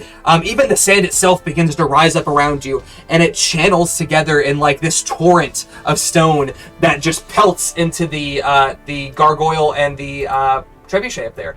A DC 17. Obviously, the thing can't. The trebuchet can't make a save, and I'm thinking about it.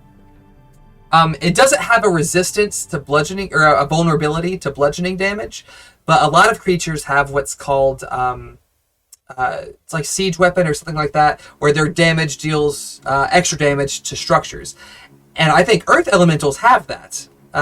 And as you're using an earth-based spell, I'll allow it. The 24 wasn't enough, but with vulnerability, that will be enough to take out that particular thing. The gargoyle does get a save, which it passes, surprisingly enough, and only takes 12 points of that damage. Bonus action.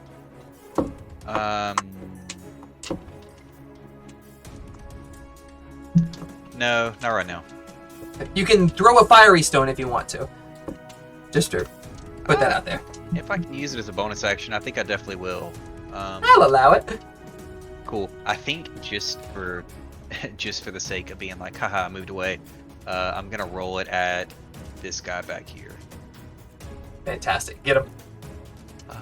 Did I roll their opportunity attacks, by the way? No, you didn't. Okay. Give me 1 second. A 19. Oh, and a nat 20. Definitely hit. That's unfortunate. You take 21 points of slashing damage, as they do seize the opportunity and chomp on you pretty good. And then if you want to throw that stone, you let me know. Okay, I think I'll go ahead and do that. Dude, that's to hit. Ooh, not great. A 16 does hit, and top or bottom? I'm gonna do the top one. Okay. I rolled a 10 previously. Do you want to keep that, or you want me to roll again? 10 for the magic stone damage. Yeah. Roll it again. You can click the title to do a easy roll. Oops, 7 points. Fantastic. Another little fiery coal blast off as we go to Davos. Devin. I think Davos is gonna cast. Where is he? Can he cast a shatter that will get all three of these without getting any of us? Not with. Unfortunately, no. He could probably get 2. He could probably get the lower 2 without getting any of you, but not all 3 of them, unfortunately. He could get all three of these. Yeah. What's the radius on it? 10 feet radius? It's a 60 feet. Yeah, it's a 10 feet spear. 60 feet 1, range. 2, 3, 4. Well, they're large creatures. Yeah. He could get those 3. Somebody's going crazy with the arrows. Not. Yes, worth, not worth. I don't think it'll do enough damage. he's just gonna keep. He's gonna keep going on the ones in front of What him. I think for now. Were you talking about casting Shatter? Yeah. What are gargoyles made out of? Stone. So, I think you have advantage on, or it I does think- double damage, maybe? I think it's double damage, or they have disadvantage on the save. I think it's disadvantage on the save. Let me double check. I have the spell. if I hit those over there, though, he might get smacked by these in front of that are around him, but maybe Goldbrand can take care of them. Yeah, disadvantage on the saving throw. I'm just trying to get as many as possible. So yeah, he'll cast Oh. Shatter on He the, to get the area where he can get all three, he has to move out of that area. He has to move about 15 feet closer.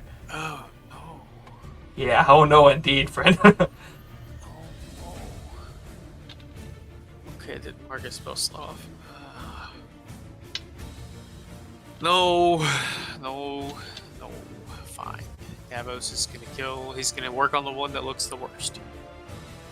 Of the three, Preferably this one, because then he can just move. Well, these The- still gonna hit him. the top one is the most damaged. The one on the bottom is relatively untouched. You're alright. You can hit the top and. Is it not roll? I do not see. Do your top. A 14 does not hit, unfortunately. Well, here's the Second one. hit. That does hit. 11 points damage. Bard's Dance Ripper. On the same one. Yes. Fantastic. With his Blade of Night Erebor and his Rapier now a little more in sync, he does manage to strike the gargoyle from both ends and cleave through it, making it a pile of rubble. With that, that was your bonus action. He could try to move, but opportunity attacks would be thing. Nothing's time. With that, 4 armed gargoyles. This is the red ones. One on Harshnag. One's gonna fly down here. Oh, one of my green dudes has been up here. I'll bring him down to visit. This one can't get quite to Harshnag. One of these is gonna go on Prospera. This one's on Uthor. I think this one's gonna come down to Sarissa. Alright. So, first up, Harshy Boy. 22.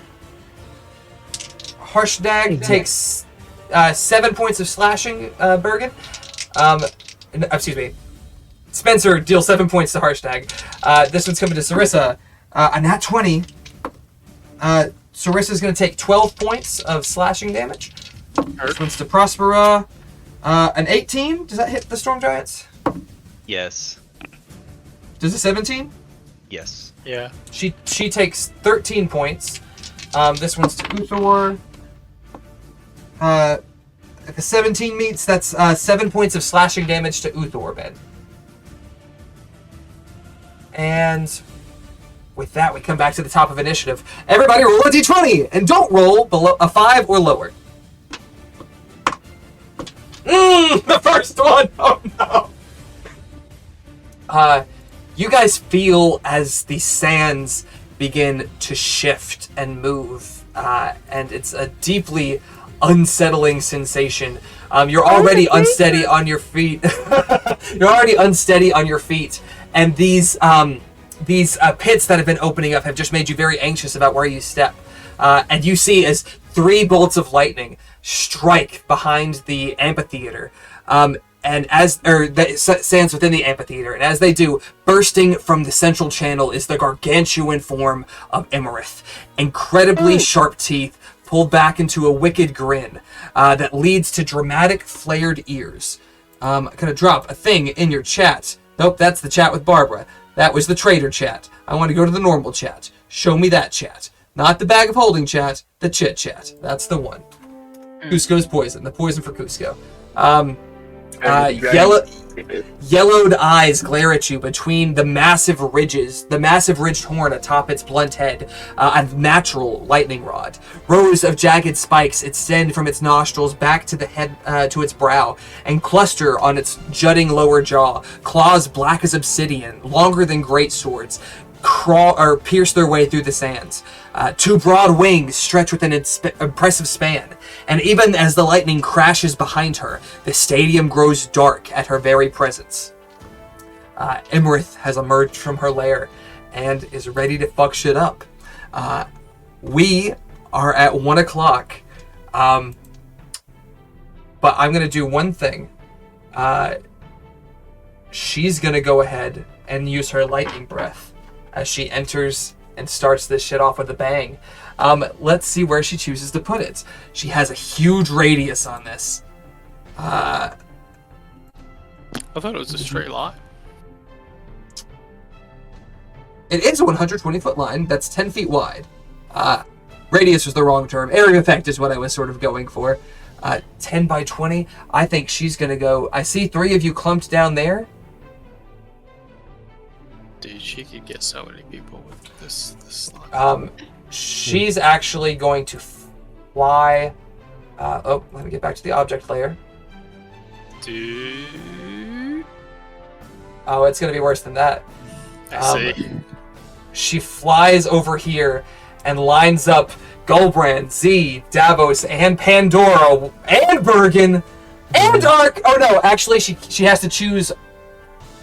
It's either Ark or Gulbrand and Davos. So she's going to go on the lower line. Everyone but Ark. I need you to make a dexterity save for me. And roll well, boys. Go. I will. Do y'all want to hear the DC? Do y'all want to hear the DC, or you just want to hear if you fail? No, and also I have a question. Yeah. Did we mention something about being able to add a +6 or similar along those lines to other ranges? On wisdom saves. Wisdom saves. Okay. Or wait, +6? It was something that Goldbrand did, right? Wheeler No. Woe? He I can use it. Yeah, Yeah, I it's a can use it to reaction for help him. You guys pass. Got it. Oh. Reaction. Goldbrand, you rolled a nat 20. Twice. Technically, a 20 does not pass, but a nat 20 will. Barbara, you pass. Everyone else fails. So I need Z, Bergen, How and close Davos. is Davos? Oh, you're gonna see a second. I need Z, Bergen, and Davos to take 88 points of lightning damage. Jesus I repeat, 88 points of lightning damage. What if I need real Barbara Davos? and Gulbrand to take 44 points of lightning damage. Who is half I'm down. 22? Z is down. Davos ain't down, but it don't look good. Davos ain't down. Gulbrand's not down. Bergen, Pandora, how are y'all looking? Davos is critical. I got 2 hit points. Oh, not Barbara, Bergen. what are you? Same for Davos. 2 hit points. Fantastic. Wow, boys. This bitch came up ready. We will go ahead and call it a night there. You guys have disturbed the doom of the desert in her full fury. And she has taken a very strong opening move. You guys have to overcome her and her forces, find the scepter, recrown Hecaton the Storm King, stop an entire army, and God knows what else. I'm really looking forward to it. I hope that all of you have a fantastic week. Don't forget to love yourselves and take care of one another. And is it time for D&D yet? Can it be double session tomorrow night? Let's just do it. Ben and I won't be here next Friday, maybe. Possibly. You won't be here next Friday? Oh no! Oh, that's right. That's Well, I right, hope you'll have a good time, but we'll miss We you. might be home in time. We'll see. We might do it Saturday if that would be better for you guys. We'll see. Yeah. But in the meantime, you guys be good, take care of yourselves, and is it time for D&D yet? Bye. Dragons and Dungeons!